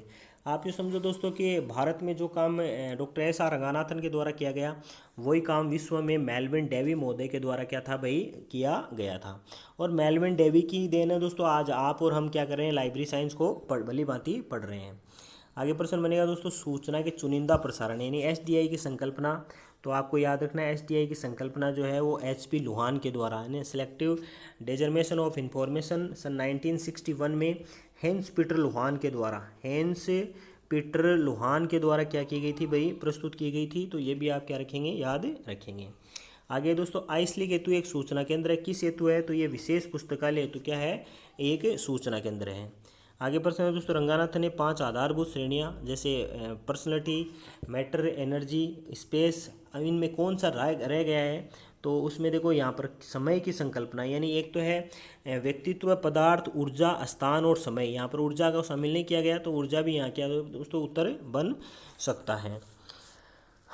आगे प्रश्न बनेगा, यूनिसिट्स यानी United nation information system in science and technology क्या है दोस्तों? तो ये सूचना स्थानांतरण के लिए एक अंतर्राष्ट्रीय क्या है, प्रणाली है। इसके विकास की बात करें तो विकास तो इसका 1971 में हो गया था। पहली बार इसको कार्यक्रम को संचालित करने का कार्य जो है वो दोस्तों 1973 में क्या था भाई, शुरू किया गया था। यहाँ भी दोस्तों यूनेस्को के साथ में एक महत्वपूर्ण एजेंसी का नाम जरूर आप याद रखिएगा, ICSU का नाम भी आप क्या रखिएगा, याद रखिएगा। ICSU जो है दोस्तों वो क्या है, बहुत ही इम्पोर्टेंट है। आगे है दोस्तों प्रश्न बनेगा आगे कि इंटीग्रेटेड सर्किट यानी IC जो है वो कौन सी पीढ़ी में यूज की गई थी? तो IC जो है वो 3rd पीढ़ी में यूज की गई थी। मैंने आपको पूर्व की वीडियो में बोला है, वैक्यूम ट्यूब, ट्रांजिस्टर, IC, उसके बाद में माइक्रो प्रोसेसर और आर्टिफिशियल इंटेलिजेंसी, इनसे पक्का एक प्रश्न बनना है, तो आप इनको भली भांति ज़रूर देखेंगे। साथ ही इसका टाइम ड्यूरेशन भी आप याद रखेंगे कि प्रथम पीढ़ी जो है वो कब से कब तक शुरू होती है, वो भी आप ध्यान रखेंगे। आगे है मैकॉलविन ने पुस्तक चयन के सिद्धांत को विकसित किया था, वो था मांग एवं आपूर्ति, यानी डिमांड थ्योरी जो है, डिमांड थ्योरी देने वाला कौन था, तो डिमांड थ्योरी देने वाला मैकॉलविन था। आगे इन्फॉर्मेशन वर्सेज इन लाइब्रेरीज, पुस्तक के लेखक कौन है दोस्तों, तो वो आपको याद रखना है, वो है फोस्केट डीजे जो है वो इन्फॉर्मेशन रिसर्चेज एंड लाइब्रेरीज पुस्तक के लेखक कौन है, फोस्केट डीजे नाम के व्यक्ति क्या हैं, इसके रचनाकार हैं। आगे पुस्तकालय का दूसरे पुस्तकालय से उधार लेना क्या कहलाता है दोस्तों, तो उधार लेना अंतर पुस्तकालय ऋण यानी इंटर लाइब्रेरी लोन कहलाता है। क्या कहलाता है भाई, इंटर लाइब्रेरी लोन कहलाता है। दोस्तों महत्वपूर्ण प्रश्न है, इंटर लाइब्रेरी लोन किस पुस्तकालय विज्ञान के कौन से सूत्र को प्रदर्शित करता है, तो आप हमें कमेंट करेंगे कि इंटर लाइब्रेरी लोन जो है वो पुस्तकालय विज्ञान के किस सूत्र को प्रदर्शित करता है। आगे प्रश्न है दोस्तों, बिब्लियोथिंक नेशनल या नेशनल बिब्लियोथिंक जो है वो क्या है, तो आप याद रखेंगे जापान का राष्ट्रीय पुस्तकालय है। 1440 में इसको बनाया गया था और 1461 में इसे राष्ट्रीय पुस्तकालय का क्या दे दिया गया था भाई, दर्जा दे दिया गया था। आगे दोस्तों डरूरी सिद्धांत पुस्तकालय में किससे संबंधित है, तो ये पुस्तक चुनाव या पुस्तक चयन से संबंधित है। दोस्तों डरूरी का सिद्धांत है एफ डब्ल्यू डरूरी का सिद्धांत है। और एफ.डब्ल्यू. डरूरी जो है वो सन 1930 में सही समय पर सही पाठक को सही पुस्तक देने की क्या करते हैं, वकालत करते हैं। आगे प्रश्न है दोस्तों, इंडियन नेशनल बिब्लियोग्राफी एक क्या है, तो ये एक नेशनल बिब्लियोग्राफी है, यानी क्या है, तो ये आपको याद रखना है दोस्तों, ये एक नेशनल बिब्लियोग्राफी है, यानी राष्ट्रीय वांग्मय सूची है। आगे समस्त आंकड़े बिंदुओं का मध्यमान क्या कहलाता है, तो ये माध्यिका कहलाती है। समस्त आंकड़े बिंदुओं का मध्यमान क्या कहलाती है, माध्यिका कहलाती है। आगे प्रश्न है दोस्तों, व्यवहारिक कार्य पूरा करने के लिए एक कंप्यूटर और उसके सॉफ्टवेयर का प्रयोग करने की क्षमता जो है वो क्या कहलाती है, तो वो कहलाती है कंप्यूटर साक्षरता। यानी व्यवहारिक कार्य पूरा करने के लिए, आम जो काम है वो पूरा करने के लिए और सॉफ्टवेयर का प्रयोग करने की क्षमता उत्पन्न करना क्या कहलाता है, कंप्यूटर साक्षरता कहलाता है। आगे एक वृहद भौगोलिक क्षेत्र पर फैला एक संप्रेषण नेटवर्क जो उपकरणों को जोड़ने का काम करता है, तो वो है दोस्तों वाइड एरिया नेटवर्क। देखो छोटे स्तर पे काम करने वाला लैन, उससे थोड़े बड़े स्तर पे काम करने वाला वैन, और उससे बड़े पे काम करने वाला क्या है भाई, मैन है। आगे बात करेंगे दोस्तों, तो आगे प्रश्न बनेगा कि एक पुस्तक अनुच्छेद भाषण रिपोर्ट निबंध अन्य कार्य की आवश्यक सामग्री का एक संक्षिप्त वस्तुनिष्ठ प्रस्तुतिकरण क्या कहलाता है, तो आप याद रखेंगे दोस्तों QR कोड है, क्विक रिस्पॉन्स कोड है। 1994 में जापान में क्या था भाई, विकसित किया गया था, तो ज़रूर आप इसको क्या रखेंगे, याद रखेंगे। आगे है निकट रखे बार का छोटा लेबल जो कंप्यूटर द्वारा पढ़ा जा सकता है, तो वो बार कोड कहलाता है दोस्तों। बार कोड किसी भी पुस्तक पर या जो भी खाद्य सामग्री या बाजार में जो भी सामग्री उपलब्ध होती है उस पर काले रंग की क्या होती हैं, कुछ पट्टियाँ लगी होती हैं, और ये पट्टियों को क्या किया जाता है, मशीनी उपकरणों की सहायता से पढ़ा जाता है, जिसको बार कोड रीडर के नाम से जाना जाता है, तो ये आप याद रखेंगे। आगे प्रश्न बनेगा दोस्तों, विश्वविद्यालय अनुदान आयोग यानी UGC की स्थापना कब की गई थी, तो याद रखना दोस्तों UGC की स्थापना सन 1953 में, यानी यहाँ भी कोई डेट पूछ ले तो आप याद रखेंगे 28 दिसंबर सन 1953 को UGC का क्या किया गया था, गठन किया गया था। लेकिन वास्तव में इसे एक संवैधानिक संस्था का दर्जा या पंजीकृत संस्था के रूप में इसको स्थापित जो है वो सन 1956 में किया जाता है। अगर 28 दिसंबर सन 1953 आए तो वो भी आप क्या रखेंगे, याद रखेंगे। आगे प्रश्न बनेगा दोस्तों, वो बनेगा कि एक राष्ट्रीय निकाय जो जन पुस्तकालयों को मुख्य वित्तीय सहायता प्रदान करता है, यानी जो पब्लिक लाइब्रेरीज है उनके लिए फंड की व्यवस्था करता है, और पब्लिक लाइब्रेरी के लिए फंड की व्यवस्था जो है दोस्तों वो RRRLF करता है। 3 ही रेशियो हैं देखो, 90-10, इसके अलावा 60-40 और 50-50। तो आप हमें कमेंट करेंगे दोस्तों कि 90-10 तो किसके लिए दिया जाता है, 60-40 कौन है, और 50-50 यानी विकसित राज्यों के लिए कितना, विकासशील के लिए कितना, और पूर्वोत्तर राज्यों के लिए कितना। नाम मैंने तीनों बोल दिए हैं, आपको खाली इसके साथ में क्या करने हैं, जोड़ने हैं। आगे दोस्तों सामान्य संप्रेषण प्रारूप यानी CCF किसके द्वारा विकसित किया गया, तो याद रखना दोस्तों CCF जो है वो यूनेस्को के द्वारा विकसित किया गया। दोस्तों ओल्ड पेपर पढ़ने का आपको फ़ायदा ये होगा कि इस पेपर में बहुत सारे प्रश्न ऐसे होंगे जो पहले के पेपर में भी पूछे जाएंगे और आगे के पेपर्स में भी वो प्रश्न क्या रहेंगे, शामिल रहेंगे। तो जितना हो सके इन दिनों में आप ओल्ड पेपर पढ़िए, आपको उसका क्या होगा, मैक्सिमम से मैक्सिमम फ़ायदा होगा। आगे दोस्तों कोवा सॉफ्टवेयर बनाया गया, तो कोवा सॉफ्टवेयर जो है वो Katipo communication private limited Wellington New Zealand के द्वारा क्या किया गया था, सन 2000 में यह सॉफ्टवेयर बनाया गया था। इसका विकास तो 1999 में ही कर लिया गया था, लेकिन इसका शुरुआत जो है चलाने की वो सन 2000 में क्या थी भाई, की गई थी। एक ओपन सोर्स सॉफ्टवेयर है दोस्तों, और यूँ समझो वर्तमान में बहुत सारे पब्लिक लाइब्रेरीज में इसका क्या होता है, यूज होता है। आगे है, निम्न में से कौन सा संप्रेषण प्रक्रिया से नहीं जुड़ा हुआ। तो यहाँ पर कैटलॉग जो है वो संप्रेषण यानी कम्युनिकेशन से क्या है भाई, जुड़ा हुआ नहीं है। ये सूचीकरण अपने आप में क्या है, एक बिंदु है। आगे प्रश्न है दोस्तों, वांछित परिणाम प्राप्त करने हेतु एक प्रणालीगत परिचालनों की श्रृंखला क्या कहलाती है। तो वो आउटपुट कहलाती है। यानी वांछित परिणाम प्राप्त करने हेतु एक प्रणालीगत परिचालन यानी जो भी मशीनरी होती है जिनसे अपन जो भी फीडबैक है या जो रिजल्ट है उसको प्राप्त करते हैं, तो उसको क्या कहते हैं, आउटपुट कहते हैं। एक तकनीक जो प्रोग्राम बजट और निष्पादन बजट को सर्वोत्तम तरीके से जोड़ती है, तो वो है योजना कार्यक्रम बजट प्रणाली। इसको भी दोस्तों नाम दे तो ये है पीपीबीएस। ये है पीपीबीएस। इसका सर्वप्रथम प्रयोग सन 1961 में रॉबर्ट मैकनामारा नामक एक व्यक्ति था। और ये रॉबर्ट मैकनामारा जो व्यक्ति है, ये सन 1961 में यूएस डीओडी में सर्वप्रथम इसका क्या करता है, प्रयोग करता है। यूएस डीओडी यानी United states of department of defence में इसका क्या करता है, सर्वप्रथम प्रयोग जो है वो करता है। आगे प्रश्न है दोस्तों, निम्न में से कौन सा एक आउटपुट उपकरण नहीं है, यानी कौन सा आउटपुट नहीं है। तो डिस्प्ले आउटपुट है, प्रिंटर आउटपुट है, और ग्राफिक प्लॉटर है। कीबोर्ड जो है दोस्तों वो क्या है, इनपुट डिवाइस है। आगे है, ट्रांसमिशन मीटर को संदेश के बारे में जानकारी को वापस भेजा जाना क्या कहलाता है। तो ये दोस्तों फीडबैक कहलाता है। ये क्या कहलाता है, फीडबैक कहलाता है। आगे दोस्तों, मोडेम के लिए होता है, यानी किसके लिए होता है। तो मोडेम मॉड्यूलर और डी मॉड्यूलर के लिए क्या है भाई, बना हुआ होता है। या इन दोनों के क्या है, काम आता है। दोस्तों 2 पेपर हैं फिलहाल आज की इस वीडियो में। तो 2 पेपर थोड़े बड़े हैं, वीडियो भी थोड़ा बड़ा होगा, लेकिन कोशिश कर रहे हैं कि आपके लिए बहुत सारी चीज़ें इन ओल्ड पेपर्स के माध्यम से डाल सकें। आने वाले टाइम में भी आपके लिए 2 ओल्ड पेपर जो हैं वो एक वीडियो में शामिल करेंगे। आगे है प्रश्न दो, निम्न में से कौन सा एक पुस्तकालय नेटवर्क नहीं है। तो पुस्तकालय नेटवर्क जो है दोस्तों अर्पानेट नहीं है। अर्पानेट तो क्या है, advance research project agency network था, जो जिसकी शुरुआत सन 1970 में इंटरनेट का जो स्वरूप विकसित हुआ था उसके लिए की जा रही थी। आगे, निम्न में से कौन सी एक वर्गीकरण प्रणाली नहीं है। तो वो राष्ट्रीय वर्गीकरण प्रणाली जो है दोस्तों ये नहीं है। अंतर्राष्ट्रीय वर्गीकरण प्रणाली, सार्वभौमिक दशमलव वर्गीकरण और यूडीसी। दोस्तों यहाँ पर थोड़ी सी मिस्टेक है, इसको अंतर्राष्ट्रीय जो है इस नाम को भी यहाँ से हटा दीजिएगा। यहाँ पर विस्तारशील वर्गीकरण प्रणाली लिख लीजिएगा, जिससे क्या ऑप्शन नंबर 4 जो है वो भली भांति क्या हो जाएगा भाई, राइट हो जाएगा। आगे प्रश्न दोस्तों, प्रश्न है कि किसने कहा कि विश्वविद्यालय कार्य का हृदय स्थल पुस्तकालय है।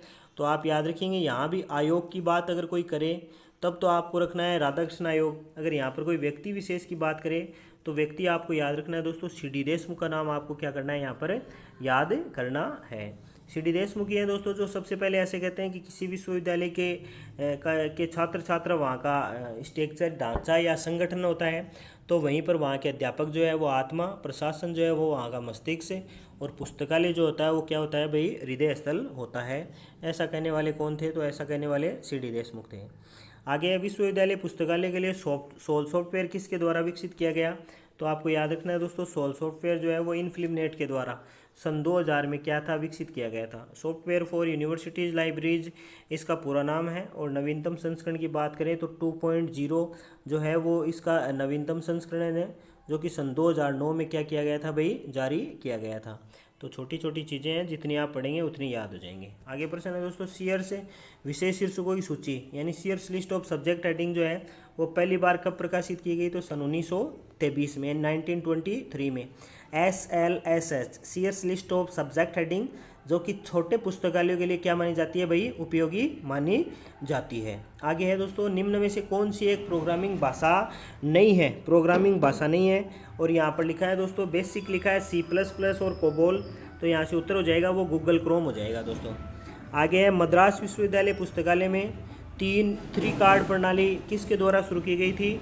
तो 3 कार्ड सिस्टम जो है दोस्तों वो डॉक्टर S.R. रंगानाथन के द्वारा सन 1930 में जब वे मद्रास विश्वविद्यालय में पुस्तकालय अध्यक्ष पद पर कार्य करते हैं, उस दौरान इनके द्वारा क्या की गई थी, शुरू की गई थी। आगे दोस्तों, संजय सॉफ्टवेयर का निर्माण किसके द्वारा किया गया। तो संजय सॉफ्टवेयर है दोस्तों वो डेसीडॉक के द्वारा किया गया।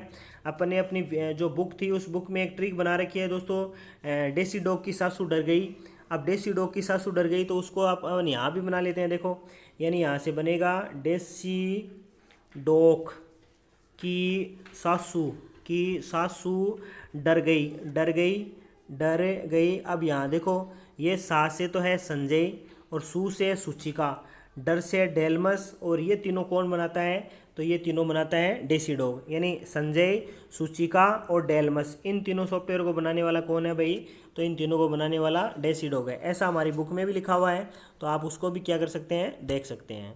आगे प्रश्न है दोस्तों, भारत का राष्ट्रीय पुस्तकालय कहाँ स्थित है, तो भारत का राष्ट्रीय पुस्तकालय बेलवेडियर हॉल कलकत्ता में स्थित है। बेलवेडियर हॉल कलकत्ता में क्या है भाई, स्थित है। आगे श्रृंखला प्रक्रिया में विषय अनुक्रमणिका प्रविष्टियाँ या विषय शीर्षक से उत्पन्न क्या है, तो वो भी आप याद रखिएगा, ये एक दस्तावेज की क्या मानी जाती है, वर्ग संख्या मानी जाती है। आगे प्रश्न बनेगा दोस्तों, लाइब्रेरी ऑफ कांग्रेस कब कौन से वर्ष में स्थापित किया गया, तो सन 1800 में जो है दोस्तों लाइब्रेरी ऑफ कांग्रेस स्थापित किया गया। यूएसए का क्या है भाई, यूएसए की नेशनल लाइब्रेरी है, यानी यूएसए का क्या है भाई, ये राष्ट्रीय पुस्तकालय है। आगे है, पुस्तकों को वापस पूर्व निर्धारण क्रम बनाए रखने की प्रक्रिया क्या कहलाती है, तो ये भौतिक परिशोधन या अलमारी संशोधन के नाम से जाना जाता है। आगे दोस्तों, 80 में निम्न में से कौन सा एक भौगोलिक स्रोत नहीं है, तो वो इंसाइक्लोपीडिया जो है वो भौगोलिक स्रोत नहीं है। एटलस, ग्लोब और मानचित्र क्या है भाई, भौगोलिक स्रोत हैं। आगे प्रश्न बनेगा दोस्तों, एक साहित्यिक, संगीतीय, नाटकीय और कलाकारी के रूप को जो सामग्री को प्रकाशित करने और बेचने का विधिक रूप से सुरक्षित अधिकार देता है, वो क्या है, तो वो है दोस्तों कॉपीराइट। और बात कर लेते हैं दोस्तों यहाँ पर कॉपीराइट की, तो कॉपीराइट सन 1957 में बन गया था, जो कि भारत में 21 जनवरी सन 1958 को क्या हो गया था, लागू हो गया था। भारत में किसी भी लेखक की मृत्यु के 60 वर्ष बाद तक कॉपीराइट लागू रहता है, और वहीं विश्व में बात करें तो 70 वर्ष बाद तक लागू रहता है। 2 या 2 से अधिक लेखक होने की दशा में अंतिम लेखक की मृत्यु के 50 वर्ष बाद तक क्या लागू रहता है भाई, कॉपीराइट लागू रहता है। तो दोस्तों छोटा सा विवरण है, एक बार पढ़ लिया आसानी से क्या हो जाएगा, याद हो जाएगा। आगे है स्टोरी ओवर्स फॉर चिल्ड्रेन, ये किस प्रकार की सेवा है दोस्तों, तो ये विस्तरण सेवा है। आगे फॉर्मिंगटन योजना किससे संबंधित है, तो वो पुस्तकालय सहकारिता से क्या है, संबंधित है। आगे प्रश्न है, मिस्र की पुस्तक किससे बनी है, तो ये पेपराइस की, यानी सर्वप्रथम जो पेड़ की छाल जो थी, उस छाल से जो कागज़ बनाया गया वो क्या था भाई, मिस्र में पुस्तक के हेतु उपयोगित किया गया। आगे प्रश्न है दोस्तों, शब्द लाइब्रेरी लैटिन भाषा शब्द लाइबर से निकला है, इसका शाब्दिक अर्थ क्या होता है, तो इसका शाब्दिक एक अर्थ जो है वो एक पुस्तक होता है। और ये शब्द फ्रेंच भाषा के लिब्रा शब्द का क्या माना जाता है, समानार्थी माना जाता है। आगे एक पुस्तकालय जिसमें मशीन द्वारा पढ़े जाने योग्य प्रारूप में संसाधनों का महत्वपूर्ण अनुपात उपलब्ध होता है, जो कंप्यूटर द्वारा प्राप्त किया जाता है, क्या कहलाते हैं, तो ये भी आप यहाँ से सीधा सा उत्तर याद रख लिएगा दोस्तों। ये जो कहलाएगा वो फिल्म पुस्तकालय क्या कहलाएगा, तो याद रखना है दोस्तों, फिल्म पुस्तकालय कहलाएगा। आगे कुछ एक छोटे छोटे और महत्वपूर्ण प्रश्न और शामिल है, उनकी ओर चर्चा कर देते हैं दोस्तों। ये है एस्लीप के नाम से जाने वाला एसोसिएशन सन 1924 में किस शीर्षक से प्राप्त हुआ था, तो आपको याद रखना है दोस्तों, ये सन 1924 में जब बना था तो ये बना था association for special library and information bureaus के नाम से, ये क्या था, बन गया था। कब बना, तो 1924 में। कहाँ बना था ये, तो आपको याद रखना है दोस्तों, लंदन में बना था। और इसका मुख्यालय भी कहाँ है, तो लंदन ब्रिटेन में क्या है, इसका मुख्यालय है। लेकिन बात करें इसके नाम परिवर्तन में, तो इसका नाम परिवर्तित कर दिया गया सन 1984 में, और इसका नाम परिवर्तित कर दिया गया, इसे एसोसिएशन फॉर इंफॉर्मेशन मैनेजमेंट इसका जो है वो वर्तमान में नाम कर दिया गया है। आगे बढ़ते हैं दोस्तों। आगे प्रश्न है, फीड का केंद्रीय कार्यालय कहाँ स्थित है, तो याद रखना है दोस्तों, द हेग में फीड का केंद्रीय कार्यालय स्थित है। द हेग जो है वहाँ पर फीड का क्या स्थित है, फीड का केंद्रीय कार्यालय जो है दोस्तों वो स्थित है। तो आप यहाँ से क्या रखेंगे, याद रखेंगे, यानी कहाँ स्थित है, तो द हेग में। आगे है, कलकत्ता में इंपीरियल पुस्तकालय का प्रथम पुस्तकालय अध्यक्ष कौन था, तो जॉन मैकफर्लेन। ये भी आपको याद रखना है दोस्तों, 30 जनवरी सन 1903 को ब्रिटेन से ब्रिटिश म्यूजियम, जो कि ब्रिटेन का क्या है, राष्ट्रीय पुस्तकालय है, वहाँ से जॉन मैकफर्लेन या जॉन मैडफर्लेन नामक एक व्यक्ति को बुलाया जाता है, और इस व्यक्ति को ही इंपीरियल लाइब्रेरी ऑफ इंडिया के प्रथम पुस्तकालय अध्यक्ष के रूप में क्या कर दिया जाता है भाई, नियुक्त कर दिया जाता है। आगे प्रश्न है दोस्तों, आगे बात करेंगे वो है कि निम्न में से कौन सी विधि भंडार सत्यापन हेतु प्रयोग की जाती है। तो आपको याद रखना है दोस्तों, यहाँ अधिग्रहण पंजिका, अधिग्रहण संख्या वाली खुली पृष्ठ और एक पंजीकरण अधिग्रहण संख्या, उपयुक्त सभी उत्तर यहाँ क्या है हो जाएगा। आगे 91 URL क्या है, तो ये uniform resource locator, uniform resource locator इसका क्या है पूरा नाम है। आगे प्राचीन सुमेरियन द्वारा विकसित लेखन प्रणाली क्या है, तो वो क्लूनीफॉर्म है। वो क्या है भाई, क्लूनीफॉर्म है, ये भी आप याद रखेंगे। आगे दोस्तों, एशिया और प्रशांत क्षेत्र के विज्ञान और तकनीक में सूचना के आदान प्रदान का नेटवर्क कौन सा है, तो सूचना के आदान प्रदान का नेटवर्क जो है वो एस्टिनफो है, यानी ASTINFO है। ये इन्फो का तो मतलब इंफॉर्मेशन है, और इसका दोस्तों ये एशियाई प्रशांत क्षेत्र है, तो ये इसका इसी के नाम से क्या है भाई जुड़ा हुआ है, तो उसकी भी आप क्या रखेंगे, ध्यान में रखेंगे।